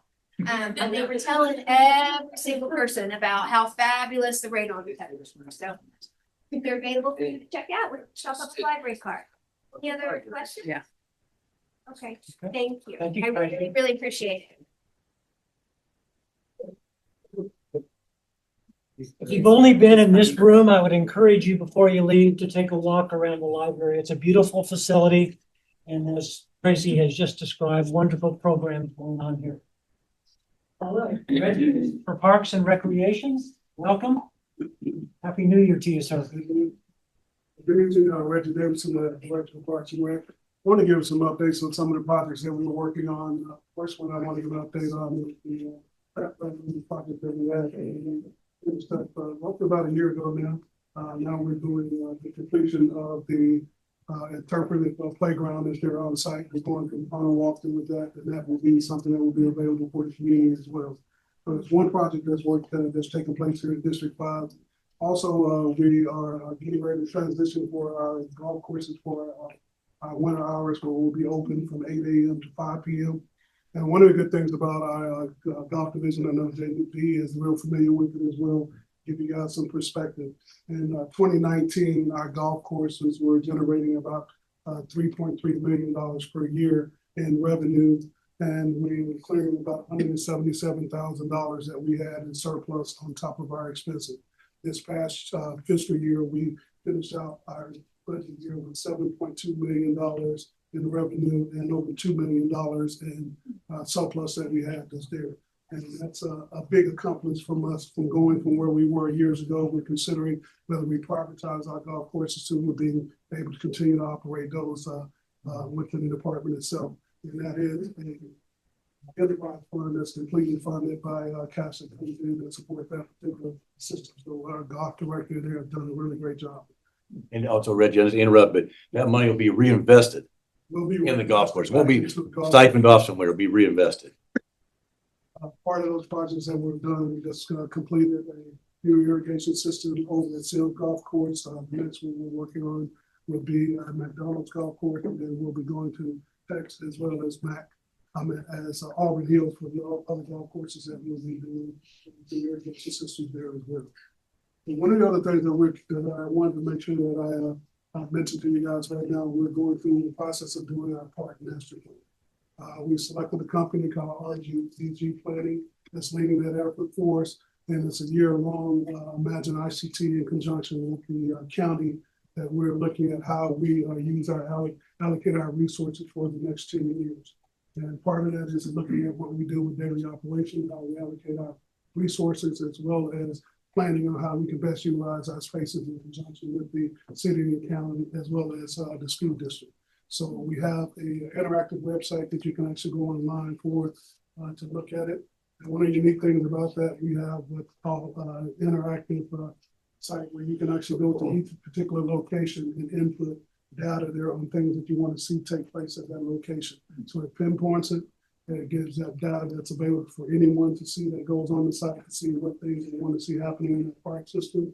And then that final report we'll be getting at the end of this year and looking at how we plan for what our park system looks like for the next decade. So really excited about that. And one other thing that we transitioned for this year as well that we talked quite a bit about in January of this year, council transitioned to us doing our homeless encampment cleanups internally instead of using an external company for that. And at the end of this year, we finished with a total of 436 encampments that we actually did compared to the previous year where we had 225. We were able to reduce our funding for that by almost $20,000 for doing it internally and being able to double the amount of encampments that we actually cleaned for the city. And a big piece of that is we reduced our response time from being over 3 weeks to 2.5 to 3 days. So being more responsive, being able to address those issues that we have with those encampments when they arise and working real closely with the hot team. So those are something that we were really excited about being able to address and being able to make sure that we have our spaces where they're accessible and safe for our community to enjoy. So I'll stand for any questions if you guys have any as well. Any questions? Okay, thank you, Reggie. Appreciate it. We entertain a motion from the board to accept and file these staff reports. Also, second. All in favor? Aye. Thank you. All right, we move on to the next item under new business, the 21st Street North, 119th Street to St. Teresa. And we have CIP engineer Ahmad coming to present this for us. Thank you for being here.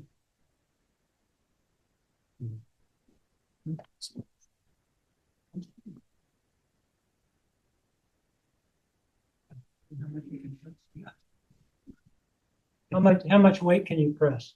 How much weight can you press? Press. I don't do that. You don't do that? Yeah, I have myself. But my maximum was 4.9. Not anymore.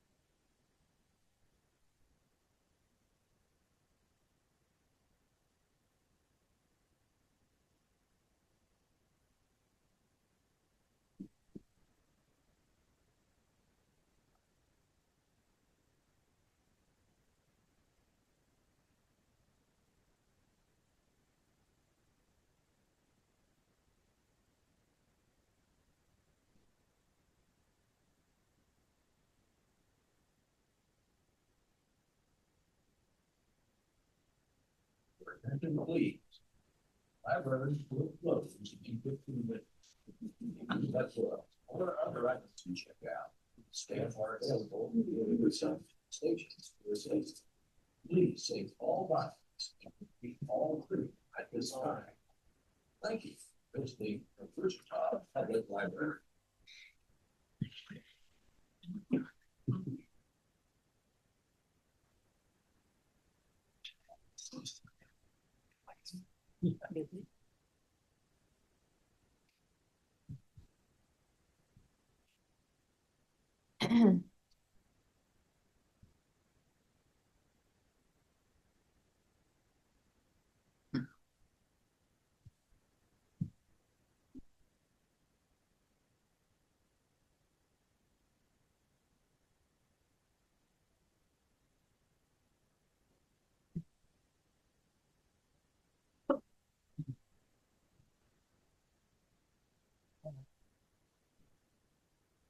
Hello, everyone.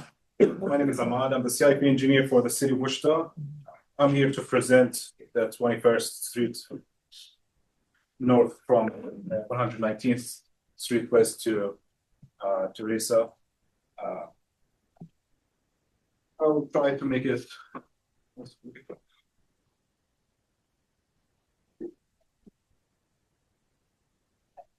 I'll try to make it as quick as we can and simple. On October 8th, 2024. Still over here. You can see it over here. Okay. It's back. Yeah. The city council design funding for this project.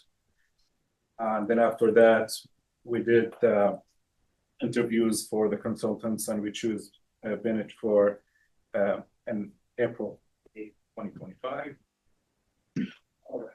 Project limits start from 119th all the way to Santa Teresa. We have the YMCA, we have the hospital, we have some key destinations on this corridor to make it a little bit busy and important for the people. We have the 2025 traffic volumes. I just got an updated numbers. Instead of 17, it's 14, and instead of 13, it's 11,000. It doesn't make a lot of difference. But if we look at the 2050 traffic volumes, we don't have it right now, but we will have an increase between 70 and 80%, and that will force us to convert this this street from 3-lane to 5 lanes. We have the existing conditions of the 21st, as we can see. We don't have any sidewalks here. We have the on-street bike lane, which is not the safest. That's the bridge. It's a narrow bridge. Still, we don't have any sidewalks on it. All right, nothing to talk about this. All right, the entrance here. If we look at the entrance of YMCA, any cars, especially at the peak hour, any car trying to get in the parking lot, it will slow down the traffic. because it's one lane, and that's something that we took in consideration, and we're gonna work on it when we get to, we're gonna talk about it when we get to the concept. Same, almost the same with Santa Teresa. Here we're done with the existing conditions.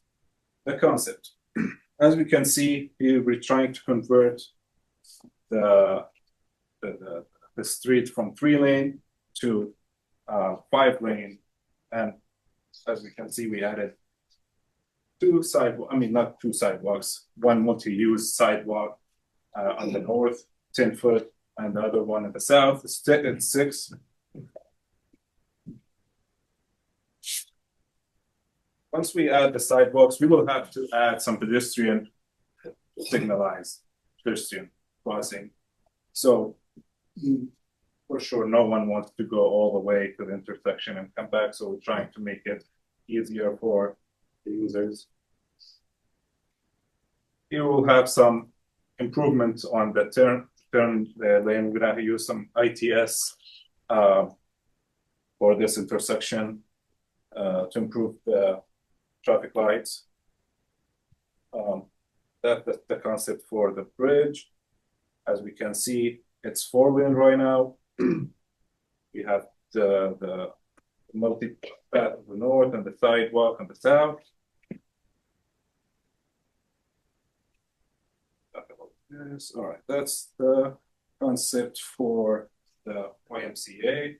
Same reason for the pedestrian signalized pedestrian crossing. As we can see if we look at the entrance, there's 2-lane instead of 1 to go for entrance, and the same for the exit. Here we can see it's 5-lane instead of 3-lane. That's the end of the project. It's the same. We fixed the problem entering the Santa Teresa street by adding a thing. That's how it's gonna look. Some location it's gonna be 4-lane with raised median. Some location will be 5-lane. It depends on what is best fits the location. All right, that's the. I think that's where we get it most of the questions.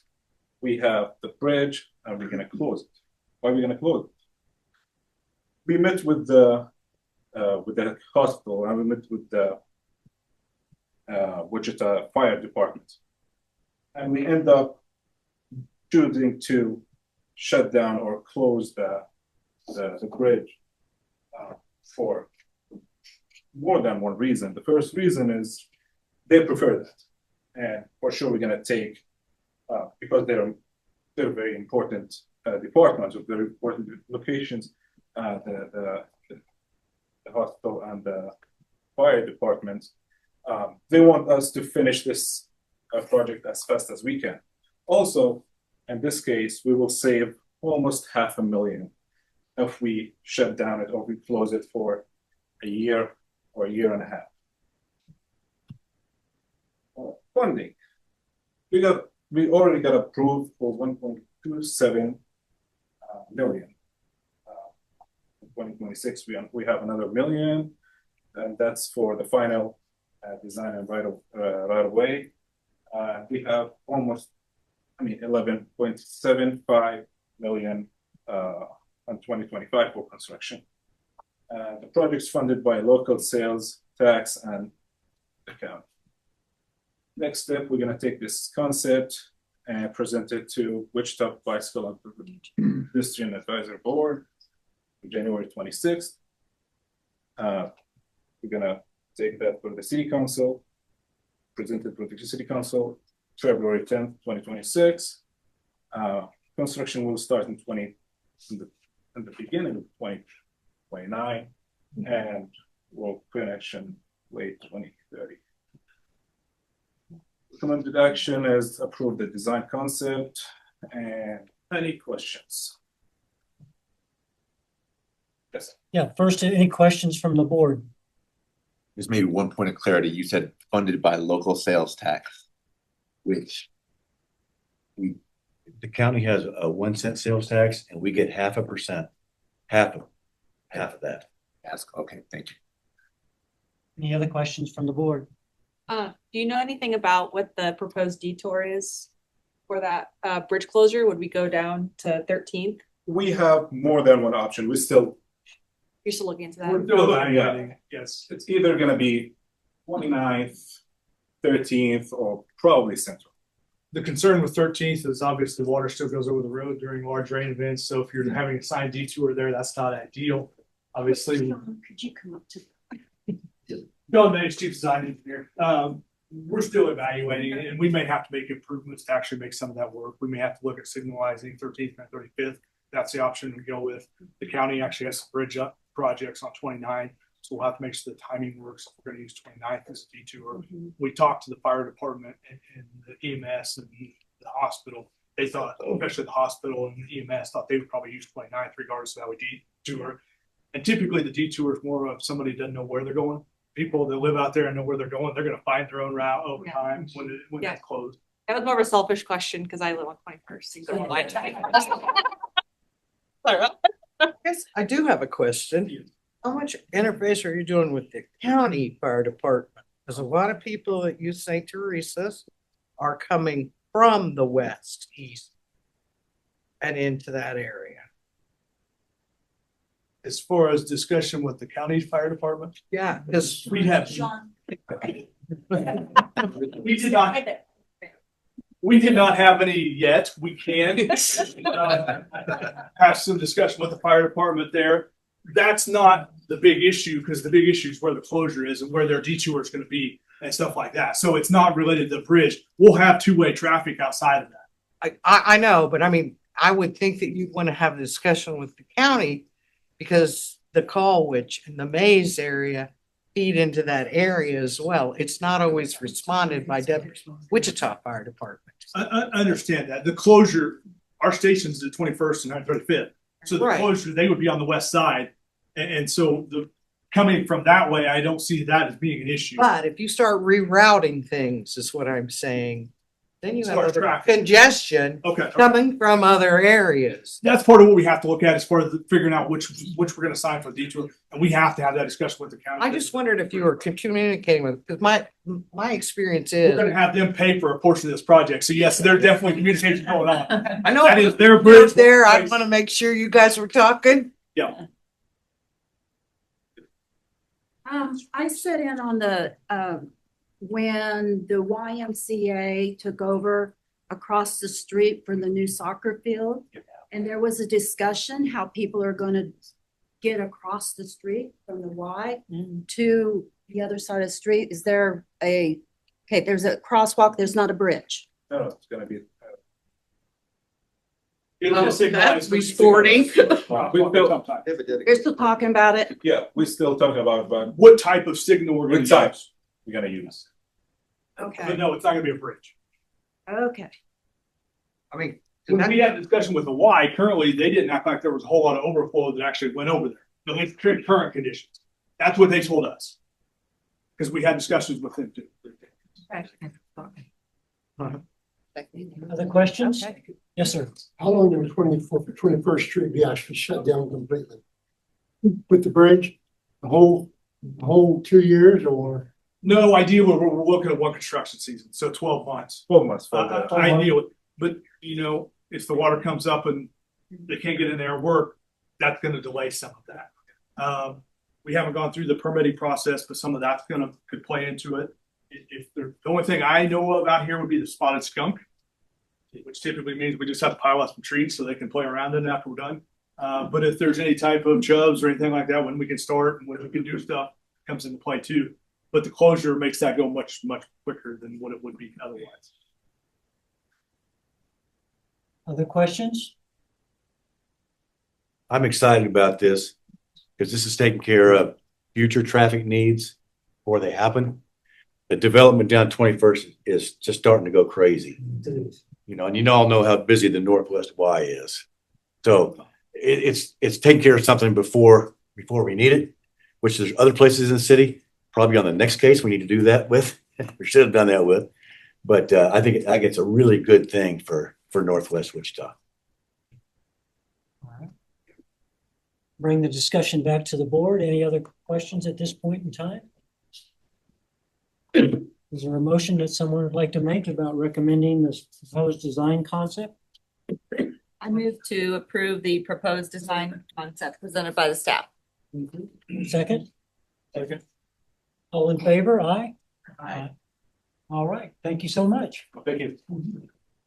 I'm up next. Now we got Philip from the Metropolitan Area Planning Department. About the subject that many of you are here for tonight. Save the best for last.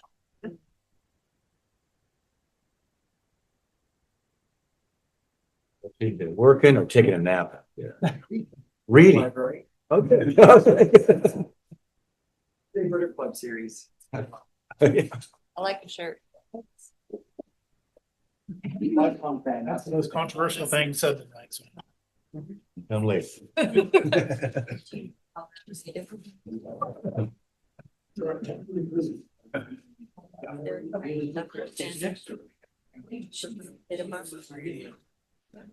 go to the pictures because.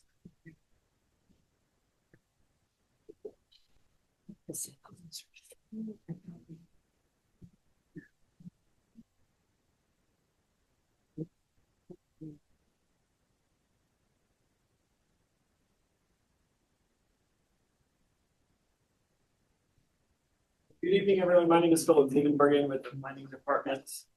This evening, we just have one zoning item and it's zone 2562. It is a zone change request from single family SF5 to GO General Office. As you can see on the screen, it is located on the south side of West 37th Street, about half a mile east of North Ridge Road. This street east of North Ridge Road. This is Ridgeport Street, which is the street directly on the east side of it.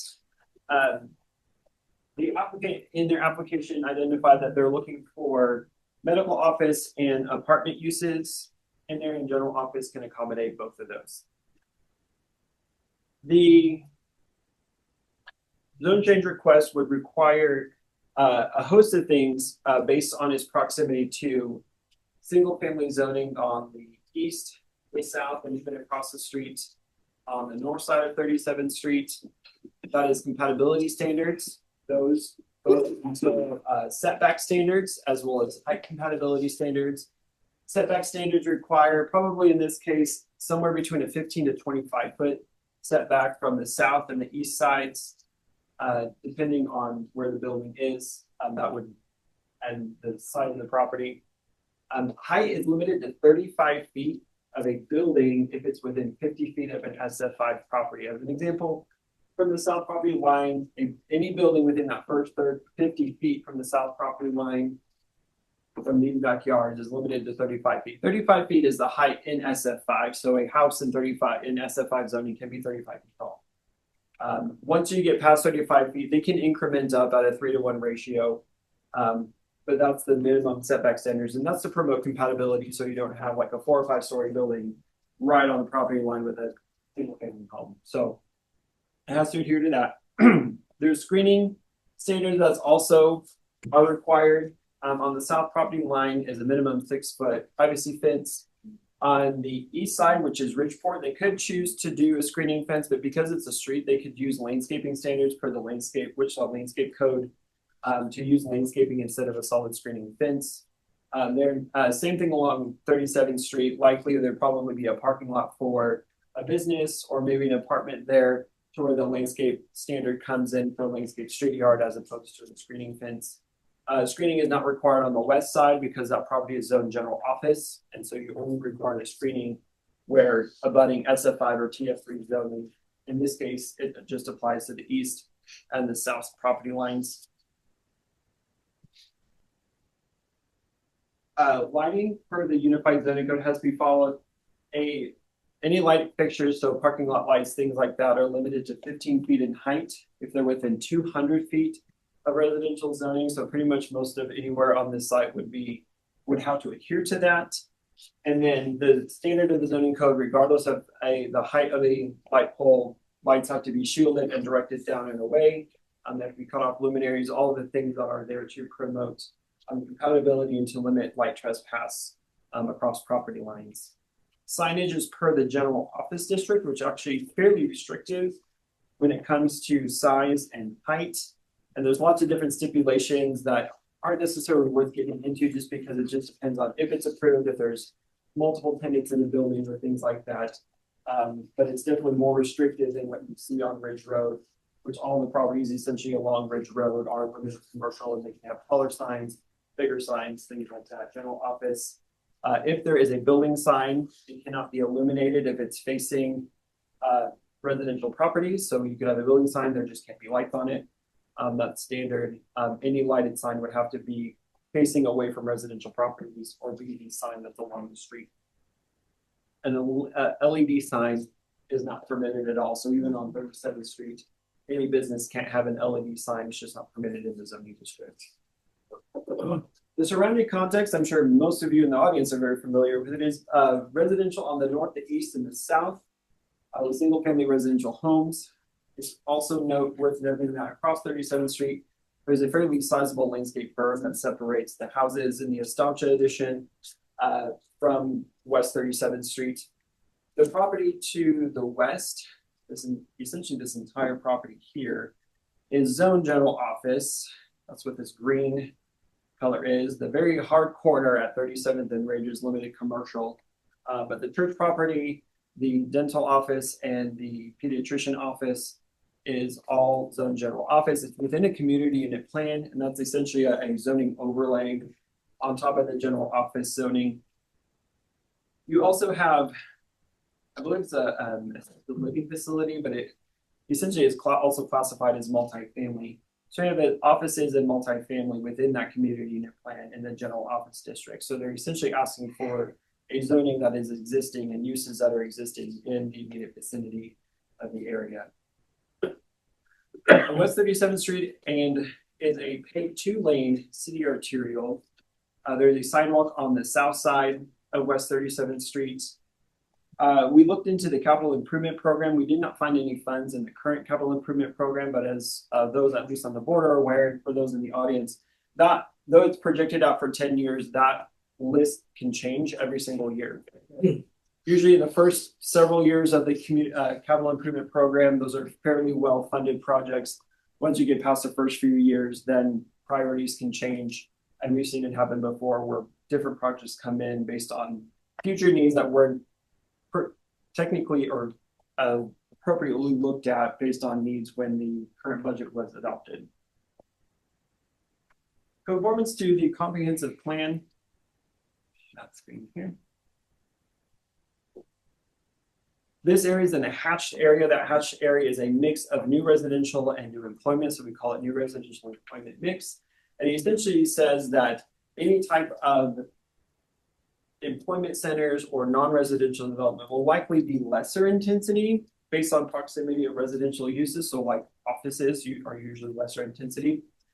But it also says that based on the proximity of possible employment and commercial uses, that residential development would likely be of higher density. So essentially, the GO general office district is something that's very appropriate for the new residential employment mix district, which is what this calls for.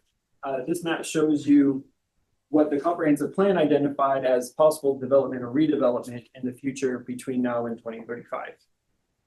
There are locational guidelines in our comprehensive plan. So we first use this, what does the map say? And then we kind of drill a little bit deeper to say, based on locational guidelines, is this also an appropriate use or inappropriate use? Development pattern guidelines states that supporting expansion of existing uses in adjacent areas. These uses are already established in the area and actually could expand. I think everybody's fairly familiar with the property that's to the west of it is undeveloped GO lane. So offices and apartments could be built there tomorrow without any type of a zoning action. So this would essentially allow for the expansion of those uses that are already existing in the area. Land use compatibility guidelines say that except in mixed use developments, residential and non-residential areas generally should be separated and distinct. And appropriate screening and buffering should be used to ensure compatibility among land uses while maintaining connectivity among them. The interior of this would be mixed use. They're looking for residential and office uses. But then we also have the compatibility and the screening and the landscaping requirements of the zoning code and the landscape code that are required along the edges of it to promote the compatibility between those uses and the single family or lower density uses around it. Overall, staff is recommending approval of this. This went to the Metropolitan Area Planning Commission on December 18th. It had a recommendation for approval with an 8-1 vote at Planning Commission. There were several folks who spoke in opposition at that meeting. I'm sure we'll hear many of them tonight, so I'll let them talk.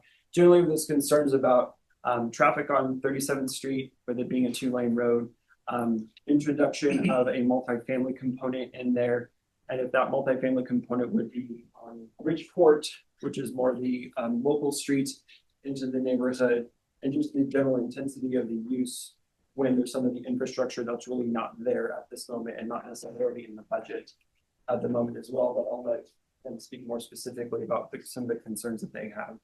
The protest period also has already ended for this. It ended on Friday, January 2nd. It was a protest of 25% of the land area within a 200-foot radius. So when it does go to city council, it will require a supermajority vote of the council if the council were to move to approve it. So that's something we're typically within the protest period, but based on the holiday schedule and things like that, just later than usual. So that's a piece of information for your consideration as well. So with that, I can stand for any questions that you might have for staff. We do have the applicant and the agent here. If they want to make a presentation or if you have any questions for them. First, I'll ask the council if you have any questions at this point in time. Very specifically, we've talked before in previous meetings about changes at Ridge and 29th in street patterns and expansion. I have thought 37th was also part of that discussion. Is there a conversation about 37th and Ridge? Officially, no. Okay. Officially, no. Controlled intersection. Right. But I think the growth of traffic on 37th is the issue. Right. And so 4-lane if we're traveling east, but only 2-lane if we're traveling, 4-lane traveling west at 37th and 2-lane traveling east of 37th. Very specifically, you're at 37th and Ridge, and there's businesses and there's offices.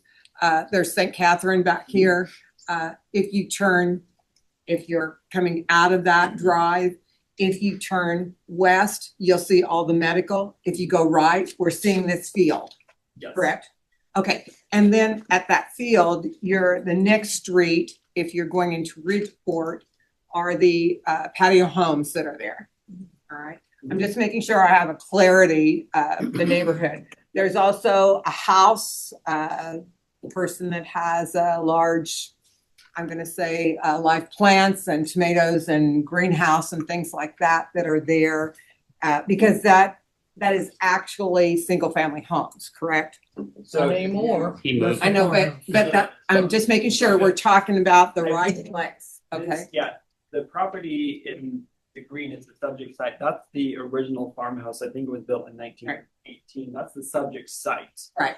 It's the property just west of Bridgeport Street, just west of the patio homes. So it's in between the patio homes and the open field. Right. So the subject site we are talking about one home on it that essentially was the farmhouse in the area. And so when we look at the picture on page 11 of this proposal, this land, this house that's right here in this picture,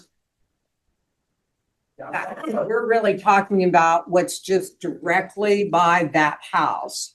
Correct. Could be an apartment complex. Correct. That's what the proposal is. It's right. The general office would allow medical offices or offices in general and apartments. So, but right now, the medical offices are on the closer to the going west, as opposed to east. It's just the farmland and the houses. Okay, now I have to say this to you. I live in Ridgeport. Okay. Okay. I live in Ridgeport 1. That's a different division than this, but I'm very familiar with the area. I'm a member of St. Catherine. I go out through that area. That's the back roads that I go. And what I see as far as traffic patterns are concerned.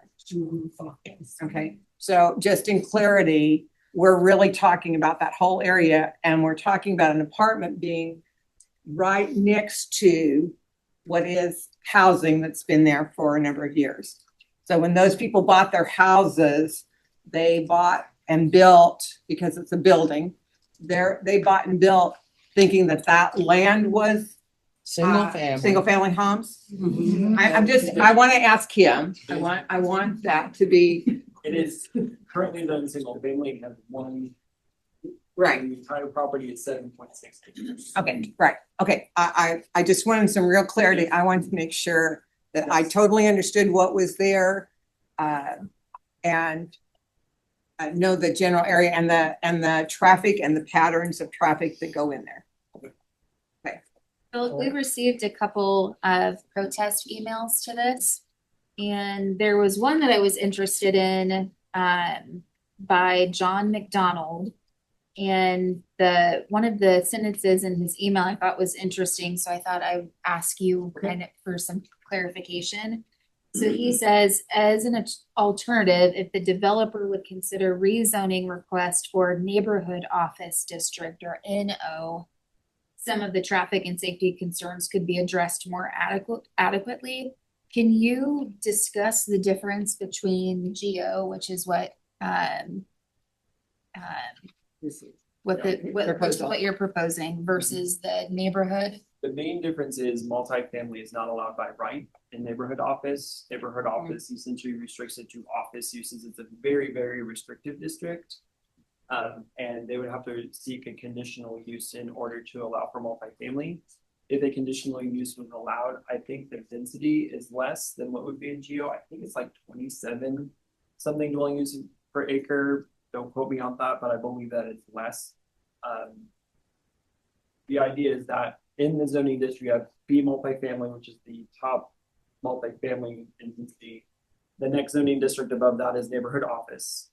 And then the next district above that is general office. So growing in intensity, you go from B multifamily, which allows the medical office and multifamily zoning and multifamily development, up to 75.1 dwelling units an acre. Neighborhood office allows for offices, but not multifamily. And then you go to general office, which allows for general office and which would include medical, but it could include other offices as well as multifamily back to 75.1 dwelling units an acre.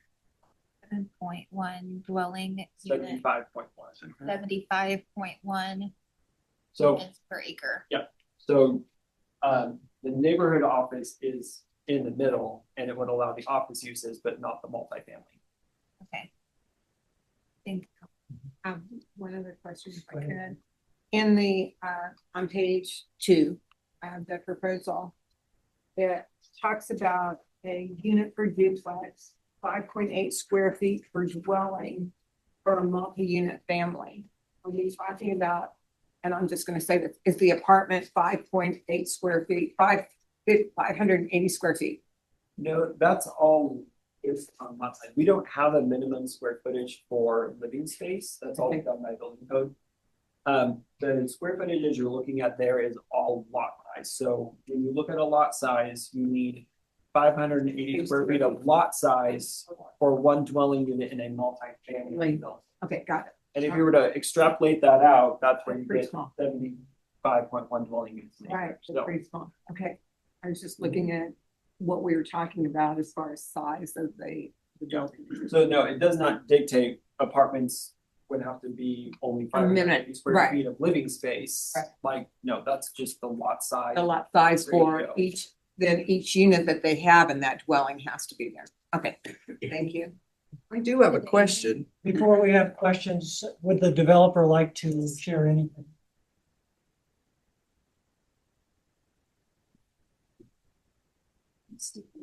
Yeah. Kirk Miller, KE Miller Engineering. I'm the agent. Address 117 closed here. Our intent is to put the office on the north side naturally, and then apartments towards the south side. The drainage of the lot actually goes in both directions, so we would have retention basins on the north side and on the south side. So that gives us more buffer on that south side also. You'd have the houses that are down there right now. Then we'd have retention then we'd have parking, and then we'd have structures. So there'd be a pretty good buffer there. On the east side, we'll also have parking, and then we'll have the structures further to the west of this crossing line. Our intent is also to not have access to Ridgeport. Just shut off access to that and have our access come off of 37th and then off of the west. Yes, What's currently planned for the office? should be a medical type office. And how large for the apartment? How large? How large? Are you talking about how many stories, how many apartments, one building, two buildings, three buildings? Yeah, Charlie King. Yeah, so, what's that? 331 North Route 10.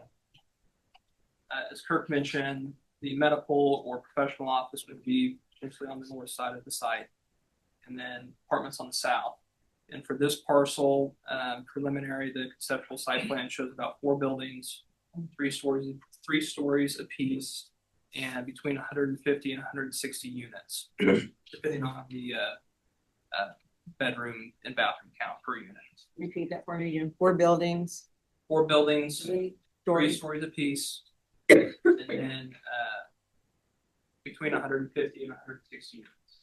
150 Building? No, total. Total. Okay. Well, approximately 320 cars. Uh, 2 adults per person. Okay, Potentially. all right. Okay, I think those are my questions. Thank you. anyone else from the council?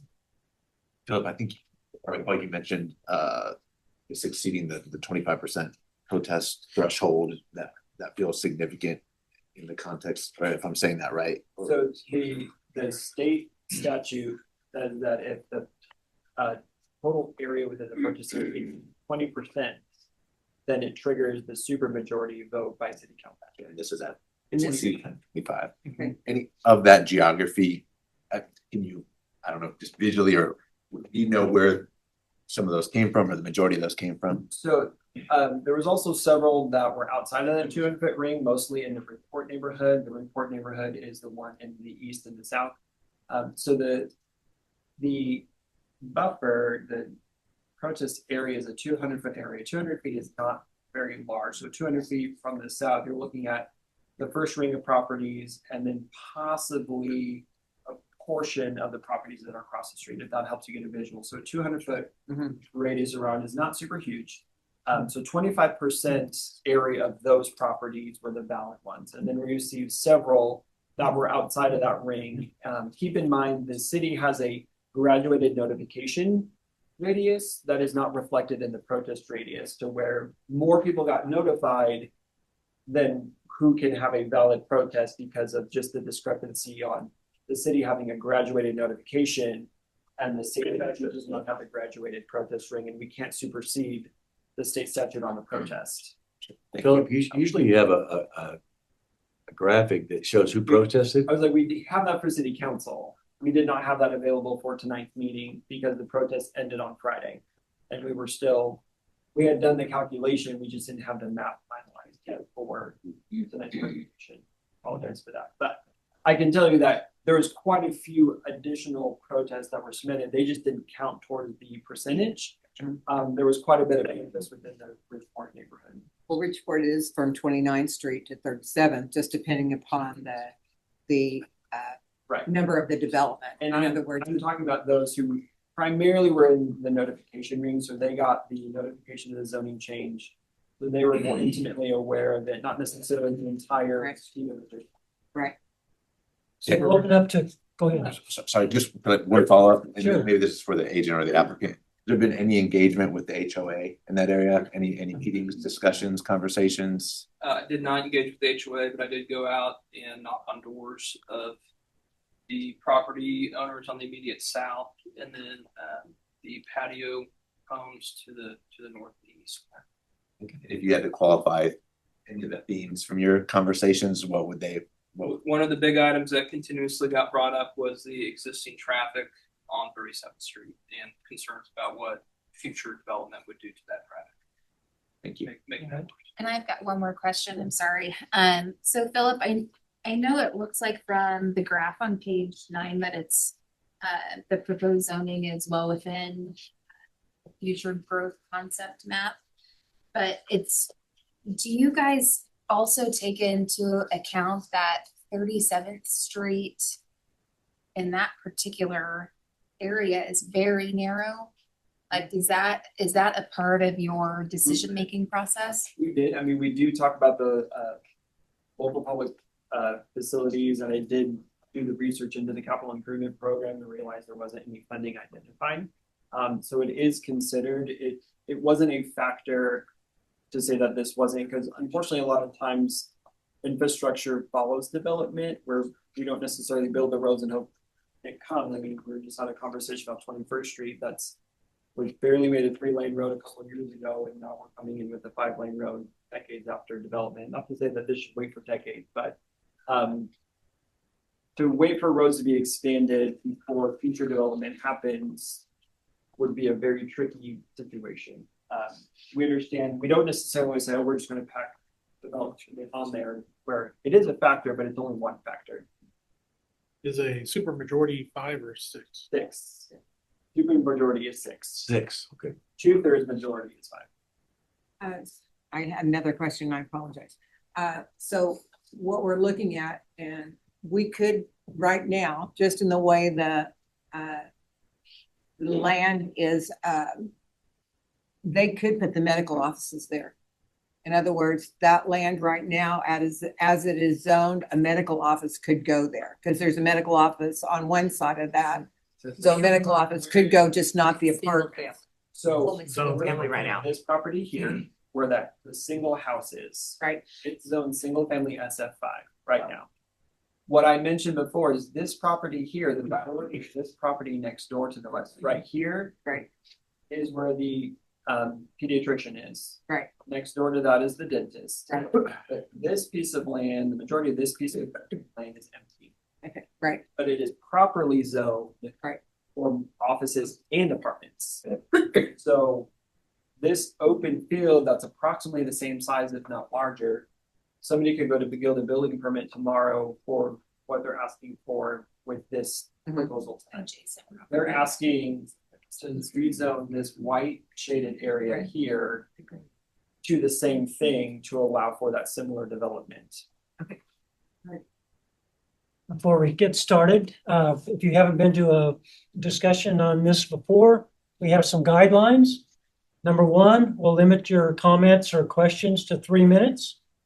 And we ask if someone has already asked the question, you don't repeat the same question. So with that said, you've been wanting to. I actually just have a couple of questions first. To the front, please. Oh, sure. You asked all the questions I was gonna ask, so. Sure. Christy Reason, I'm at 6412 West Brookview. Okay, one of the first questions was, and a comment, first of all. The area we're talking about where the offices can be built already does not abut existing property of single family users. So even if they built medical there tomorrow, it doesn't affect the residents in the same way. First question for me is, we keep talking about the road. The last time the road was improved, I lived in the neighborhood and I was assessed a $1,500 special tax. So my question is, if there's nothing in the capital improvement fund, who pays for the road? Is it us? How does that work? Is that fair to us that we are subsidizing something that will negatively impact our property? And honestly, some of you guys will see a $20,000 property decrease. I'm a real estate agent. I have been for 20 years. If you have the light pollution and you have all of this stuff behind you, and I'm sorry, I'm really nervous. I don't know why. If you have all of that behind you and you can see that property right from your backyard and you have a swimming pool, guess who's going to buy that house after that? Nobody wants that. So it's a problem, and that's the reason we're all here. It's going to affect all of us in a very negative way.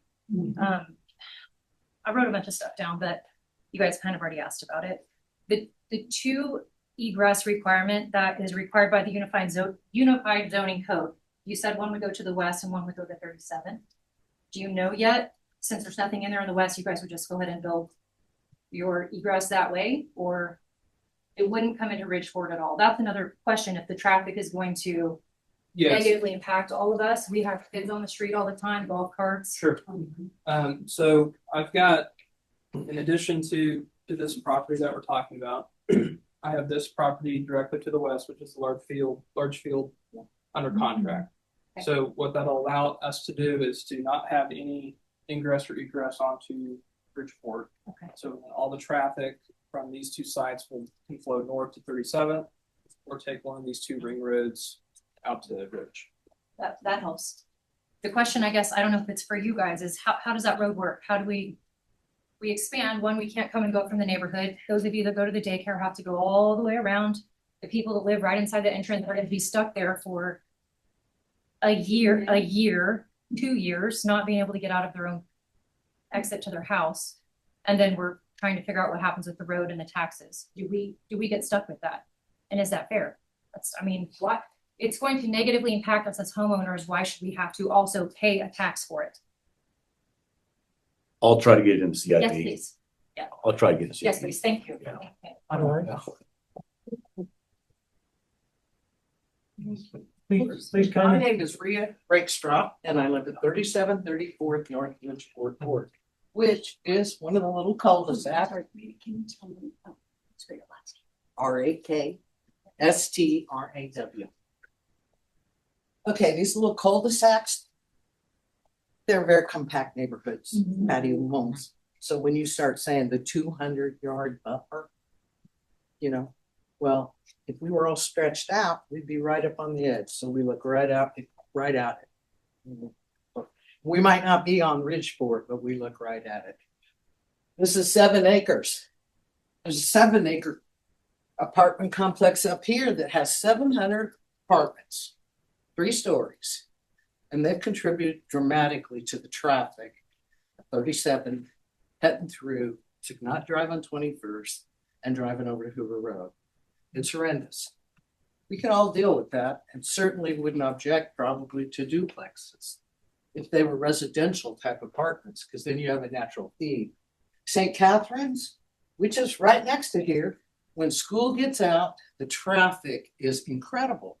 When Mass is over, the traffic is incredible. Now, I know you say there will be no exits onto Ridgeport, but I don't have confidence that the fire department is going to say, yeah, one entrance off 37th Street to feed this little area with 300 apartments or 160, 2 people there per apartment probably. I don't have any belief that they won't say, we have to have another entrance and we have to have another exit, just like we do at a stanza. All of those areas require multiple access to those neighborhoods. You can't just have one entrance. Well, I just suspect when you introduce 160 more units with probably more than 160 individuals, that you're not going to be required. Maybe when you get your building permits, that it's not a deal. I don't know. But that's very alarming to me. I have no objections to medical. I wouldn't care if they put a nursing home there. But I have a great objection to noise pollution, just the volume of traffic that will contribute. We've almost had a couple of fatalities coming out of St. Catherine's. That's a very narrow road. I just think that that's a really high risk area to introduce 160 units. And so I wanted to make my objection very clear. I don't have a problem with multifamily duplexes, but and with the other thing, it was very disingenuous. We got the notification at the last maybe 2 weeks before the very end of the year. And the meeting that this was approved at left little for discussion. And at the same time was the last meeting of the year. There were a large portion of us that spent a good 5 hours there that we'll never get back, only to be felt like we were glad-handed. Because the multifamily complex that they refer to that's already here is part of St. Catherine's and is a residential facility for assisted living. That's the multifamily. Thank you very much. Thank you. Yes, sir.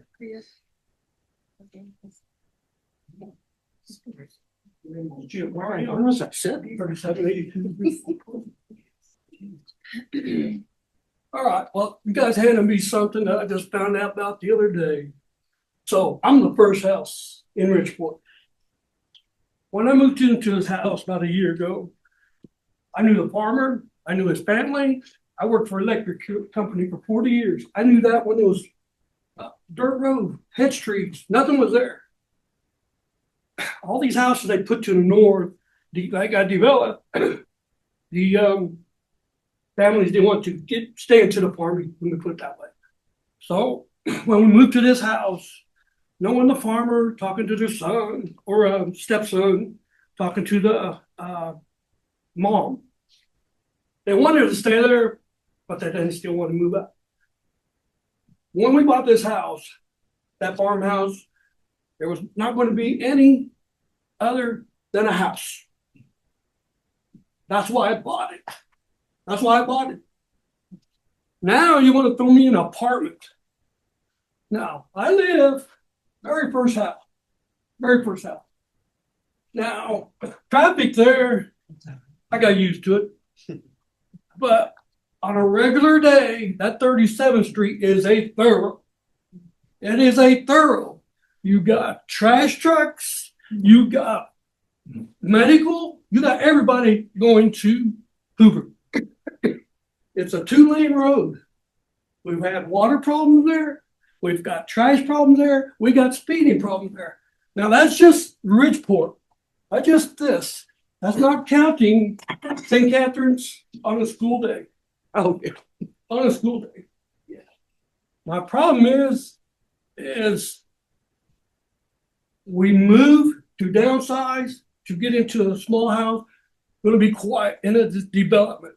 Now you want to put an apartment. Now you want to put medical. I don't see how you're going to make the drive coming on 37. Even if it's 2 drives, you're stuck. I guarantee you, you're not getting out of it. And if you're coming across here, good luck trying to get out of there on a school day. So, I don't want to be deceived, and that's what I think we got. Okay, thank you. Next, Helen. Lived in the former rectory then. Yeah, I was gonna say your father Dan. Well, Dan lived. That's right. That's right, Father Dan. Father Dan's house. I thought, oh, I know where that is. We can move there. Great. I'm here with a lot of my neighbors here tonight. Proud of that. Okay. Right there. When I moved in there, I heard some of the same story about this is going to be SF5 for a long time. That's fine.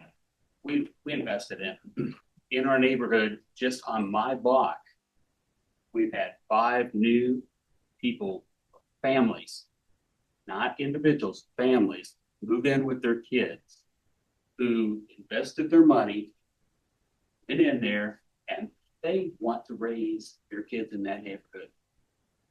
Then they get blindsided by this project. I met Mr. King on my doorstep the day that I put my protest in. I had not had any contact whatsoever before that. Excuse me. The other thing that hasn't come up yet, this is the May School District. It's not 259. Okay. In my neighborhood, I've got neighbors whose kids go to the elementary. They are bused. Some of them to May South. A majority or a lot of them take the second bus 5 miles to Mays. Yep. Okay, that's an issue. That's haven't been addressed. I don't know if anybody's talked about putting another 150 apartments in there, putting more and more kids in there, not to mention St. Catherine's. That's going to grow. Nobody's talking about the education. Who's going to pay for the taxes for the busing? If we have to build new schools, expand the campus out there in South, Pace South, these are issues that are going to come back to my neighbors. We're going to be the ones paying for it. Forgot about that. We don't need another apartment complex out there. We've got two brand new ones at 37th and Mays that we talked about earlier. If you check the vacancy, one's not completed. The other one, as one of my neighbors told me the other day, has people coming into their business. They're giving discounts to get people to fill their vacancies. We don't need another apartment complex. Thank you for your time. Thank you, sir. Someone else next? I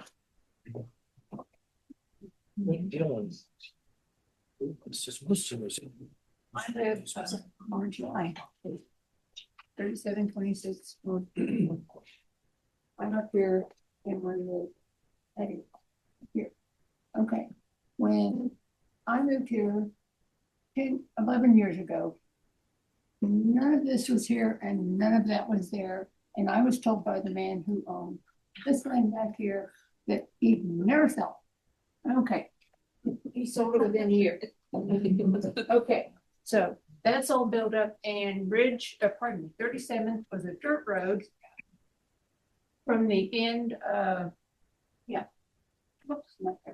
37th was a dirt road from right there at 37th and Ridgeport, all the way east. And Les Eck, Leslie's heart lived right there. And he isn't going to be happy either. Because, and as far as widening 37, you're going to have to take a big chunk of his land to do it. And that's not going to be easy. And Hoover, people come off of 96 to Hoover, and they come off of Zoo up Hoover to get over into all these houses. And it is, if you sit there anytime after about 4 o'clock, there'll be a line 9-10 cars deep trying to get out on Hoover. It's horrible. And the speed limit is 40. Nobody drives 40. It's just, you're just risking your life to go out there after 4 o'clock. So someday, this is all the reason east of where that street says Venice, that's going to go clear over. You know it is. Now up there where it says Sedgwick County, that probably won't be, because that's where Les Deck is. But there's going to be a lot more houses up there. And yeah, It's easier.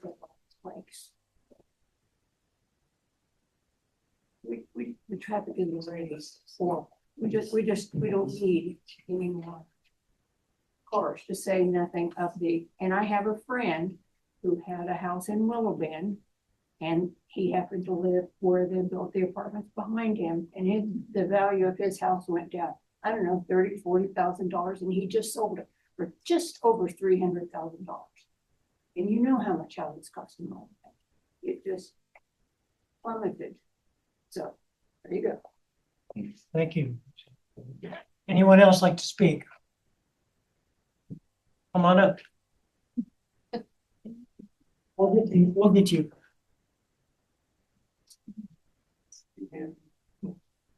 That's, you know, 36. A little short, so I'm not even gonna try and point out my. I live close by, so the first thing I have is question is, has the feasibility of widening 37th even been looked at? I know there's no money for it right now, but it is an extremely narrow road. I don't know how many people are familiar. I know you shared your input. How many of the rest of you are familiar with that area and driven down that road? Okay. It's already a high traffic area during the different times. I have young children. I know lost a lot of hair, but I do have young children. If you don't live here, there's tons of teenagers and everything else going through that area. It's going to be a problem if and when they do widen it. So my question is if it's zoned for something specific now, why do we have to change it? Especially with the vast majority of the people who are not welcoming this in the neighborhood. I was not spoken to. No one came to my door and talked to me about it. That's because he came during normal work hours. Yeah, and luckily one of my gracious neighbors came and told me about it. Thank you, or else I wouldn't have been here today. It's a hazard. I can't think of if somebody was building a story apartment complex behind your house, no reasonable person would want that. He didn't answer that question because I asked him that.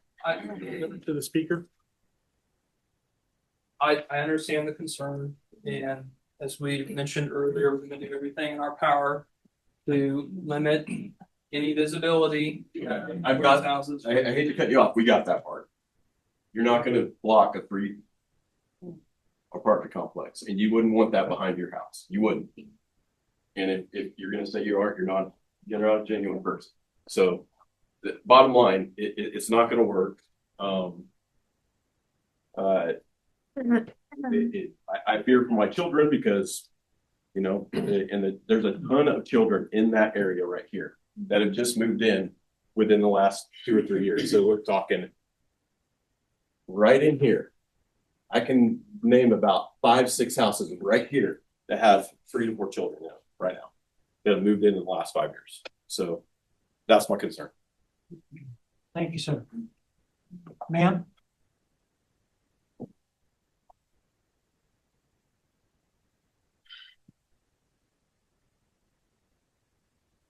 Caitlin Powell. Caitlin Powell. 6504 West. No, 65.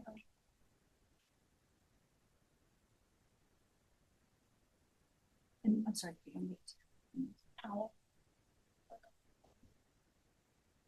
My house is directly behind the property. And I did happen to be home when Mr. King was making his rounds at a few of the homes. He did come to ask if we had any questions or concerns. And when I asked what his plan was, he said medical office, but was very persistent on apartments. I asked if he had children. He said yes. I asked if he would want apartments built behind his home, having young children, and he deferred the subject. I don't really know why he came to our homes because he wasn't there to address concerns. He was there to check off the box. As they've said, when we bought our homes, it was zoned for single family. And that's what we thought we were getting. So my question is, would you want that behind your home? Would you be okay with the safety that it could bring? Because they may screen their tenants, but who are they bringing into their homes that are right in my backyard? I have a 5 and a 2. Like that, it was zoned for a reason. It needs to stay that. And if it's not, at the very least, apartments need to be taken off. Thank you. Any other comments at this time? Yes, ma'am.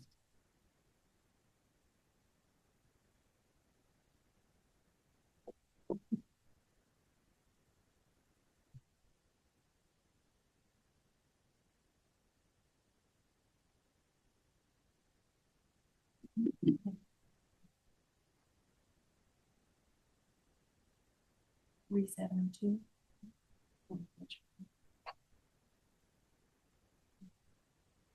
Well, I hadn't planned to speak, but I just want to agree with everything that's been said. I've lived out there since 2008. When I moved there, I also had conversations with the farmhouse directly east of me. That wasn't going to be sold. I had a nice wheat field to the north of 37th. There was nothing undeveloped.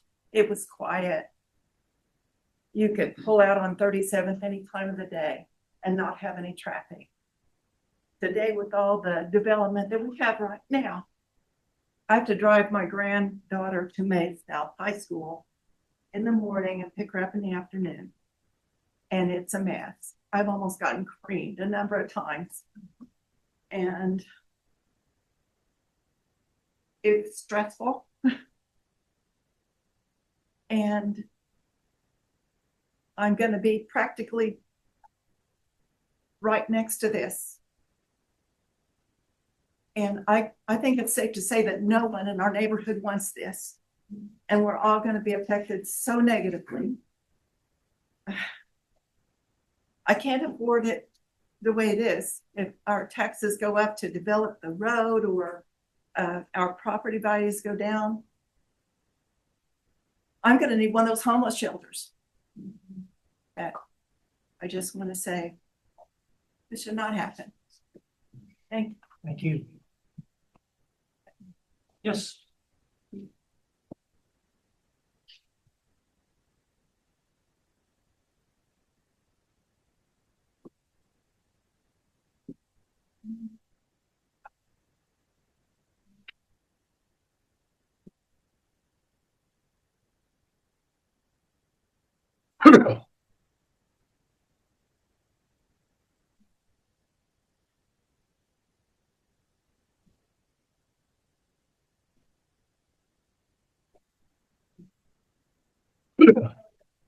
Neither, but I also have little kids and they go to St. Catherine's, and I could probably attest to everybody that goes to St. Catherine's, they don't want apartments either, especially for the safety of the kids. So. Don't want it. Thank you. Any other person like to speak?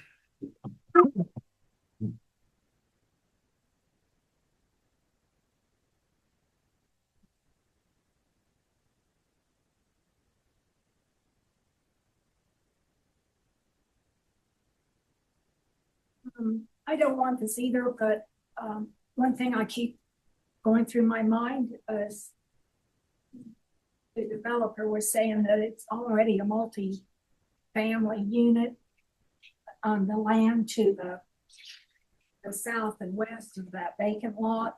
That's assisted living, and there's my mother-in-law lives there. She's 102, but in her half of that unit, there's 30 some people there for meals. That's 30 on, say 35 or 40 on each side. And that's not the same as an apartment complex. To compare the two and say they're equal, that's wrong. Thank you. And I don't know if it's true, but I had always been under the understanding that that vacant field to the west of this proposed 7-acre tract was owned by Ascension. And I don't know if it's true, but I've heard talk that there was plans to make it a memory care facility, which would make sense with the rehab, the long-term, and the assisted. And that's not the same as an apartment complex. And also the picture you had in one of the presentations to justify that you had the side of my neighbor's house, that it's not just that house that would be affected. If you go out there, you can see this tract of land for 7 acres, whatever feet that is. It doesn't affect just 1 or 2 houses. Thank you. Anyone else? Yes. Grace would like to speak. Okay. Grace, can you hear us? Yeah, can everyone hear me? Yes, go ahead. All right. So I just wanted to mention, as a resident of this community and a parent of raising a child here, I wanted to mention that it's deeply offensive that skewed perspectives and incorrect traffic data are being presented publicly as a fact by some of our folks who comment. I did want to mention that this is a wonderful place to be and live, and the West Side, Westie is our bestie, and it deserves to be represented honestly and not through narratives driven by fear or frustration right now. And I wanted to remind everybody in the room of that. So what's especially concerning is that recent increases in traffic incidents, especially DUI-related incidents and speeding, have not originated from apartment residents. But unfortunately, they're actually coming from the Ridgeport residents, your guys' neighbors. So ignoring the fact and the reality that while placing the blame elsewhere is not only misleading, it's actively undermining public trust and is working against productive decision making. So, today's emotionally fueled comments. Grace. We lost you. Grace, we lost your volume. Clear reason.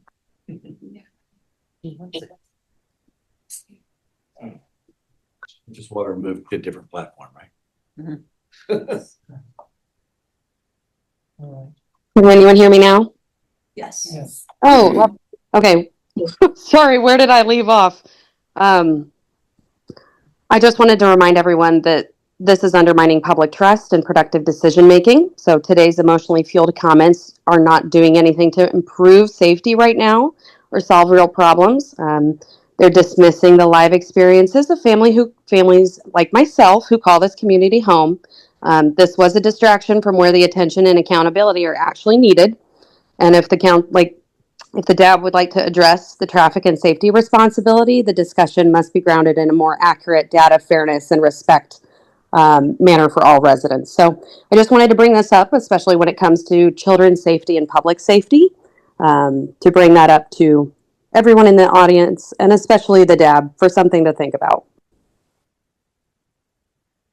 Thank you, Grace. Thank you. I appreciate the time. If there's no other comments, I'll bring the discussion back to the board. I've got a question. So the empty lot next to the proposed parcel, you guys kind of alluded to it. You said it's under contract. Is that being developed as apartments as well? Yes, so what we're proposing right now is the 2 tracks with apartments and medical office on both. Okay. Are they gonna be like sold off into separate like parcels, or how's that? What's the plan there? Are they gonna be owned by the same? Yeah, owned by the same entity. Excuse me? So you're saying two parcels and you're developing 2 apartment complexes, not just the one we're talking about here? You're proposing another one to the west? Or is it one apartment complex We're here proposed? tonight talking about the one Yeah. track. So on this track, conceptually right now, we're showing about 150 to 160 units. And But it's what about the other track that you're alluding to now, that this is new information to us that kind of got blindsided on? Well, yeah, the adjacent parcels, like I said, we do have that under contract as well with additional apartments proposed. Sweet cheese. How many additional apartments? 150. 300 total. Right. So that just exactly. And that's just now coming to I light. didn't mean to distract from the conversation. I just wanted to ask that. No, thanks for clarifying. Mary? I wanted to ask about the protests that you received, because you talked about this needing the supermajority when it comes to the city council. What was the total percent? And you were talking about 200 feet, correct? And that's the official. So in that 200 feet, we received the 25% protest that requires the supermajority. Yes. Overall, how many more beyond that 20%, 25% did you receive? You said some of those protests were outside. Sure, I don't have the exact count, but if I were to guesstimate, it was probably 15 to 20 total protests, both inside and outside. And they were just people who found out about it. In other words, even as a district advisory member, and I live in Ridgeport, because I live off of 29, I wasn't in an affected area, so I didn't receive the letter and didn't know. Right, so again, the notification radius for this was 500 feet based on a 7-acre tract, I believe. So we directly notified all property owners within 500 feet. Okay. So a lot of the ones we received were within that notification area, because they were notified about the zone change, had the opportunity to come to planning commission as well as this meeting. It's just that by state statute, the effective range regarding what is a valid protest affecting the vote count is just the 200 foot. So basically, there was just a notification as far as what you required to do. And then other people outside of that found out and then wanted to send a letter in as well. Okay. We accept them all. It's just the validity is totally based on what counts towards the vote. Right. Got it. I appreciate it. Thank you for the clarity. Any other questions, comments from the board? Yes, I do. I'm sorry. So you're saying So that they're Philip gonna walked put us 600 through, apartments over there? sometimes we can Two parcels. place restrictions on these on the zoning requests. So you had talked earlier about the tiers, right? So like multifamily is up at the top, like as many units as you can possibly fit on this plot of land is up at the top. Then you go to NO, which is that neighborhood, whatever office, which doesn't allow for any multifamily. And then down at the bottom is the GO, which is what you've approved, which MABCD has approved, right? So what would our options be for like limiting the amount of multifamily on this property? So you have a number of options. So the way the zoning code is written, so in this regard, general office is more intensive than neighborhood office. The zoning code allows for you to recommend approval of something less intense than what they asked for. So one option is approval of neighborhood office instead of general office, which would take multifamily completely out of the equation. And it would only be office, it wouldn't be medical, correct? Medical use, I think, is allowed. Medical use and medical office, like technically the pediatrician is a medical use. They just differentiate the two. I believe that would be allowed in GO and NO. I don't recall off the top of my head. I don't know why it would limit it. If medical use is allowed in the multifamily, I'm assuming it would be allowed in NO. I just don't remember off the top of my head. Other options you could do within general office. So if you wanted to recommend approval of general office, but add the protective overlay, the restrictions, you could limit the density down. Other options within the zoning code, we have an MF 29, which is about 29 dwelling units an acre. Another kind of standard thing is MF 18, which is 17.4 dwelling units an acre. So those are kind of the tiered kind of levels of multifamily. That essentially wouldn't be arbitrary, if that makes sense. Like we have established ratios like that. We essentially want to look at the calculations of like, well, if 29 still gets 150 apartments, that doesn't really accomplish that. So I don't know what that all looks like. We haven't run the math. But MF 18 would be almost half of what they're requesting, right? So those are options of like either limiting the uses, either by putting a protective overlay that just completely prohibits them, or recommending approval of a lesser zoning district that would not allow them at all. Okay. Or limiting the density by protective overlay to a lesser amount.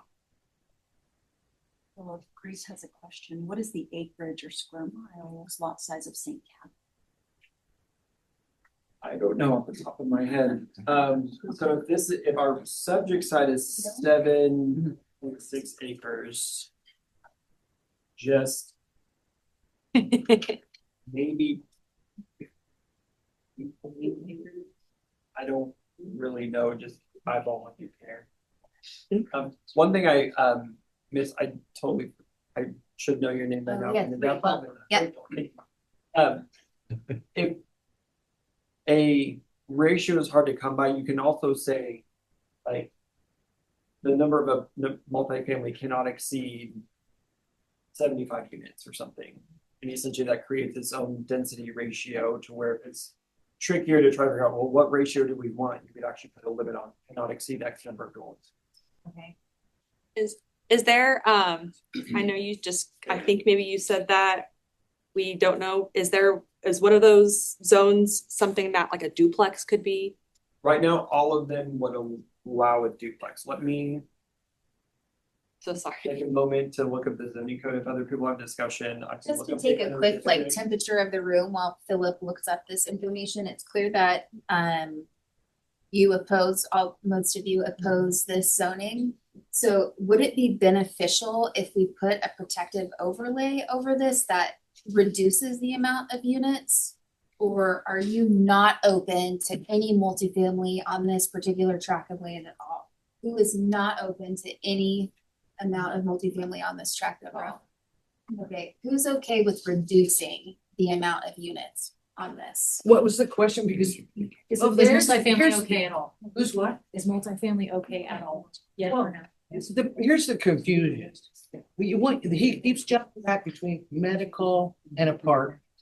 And Because this then, will be both. right, I know, Yeah, this will be but both. within the last 10 No, we minutes, don't need the. he's already said in that parcel next to it on That that he will 7 have acres, apartment he's put buildings 300 apartments. Yes, he is, but he is well within his rights to do That's that, right, right? he is. Well within his right. But we just found that out. Yeah, So but now. you don't need to know that because you don't have to be a part of that. But they could have conversation. told us that at the last He meeting. doesn't have to, he doesn't have to tell you all of his plans. No, but that really does affect what people are gonna think now. 100%.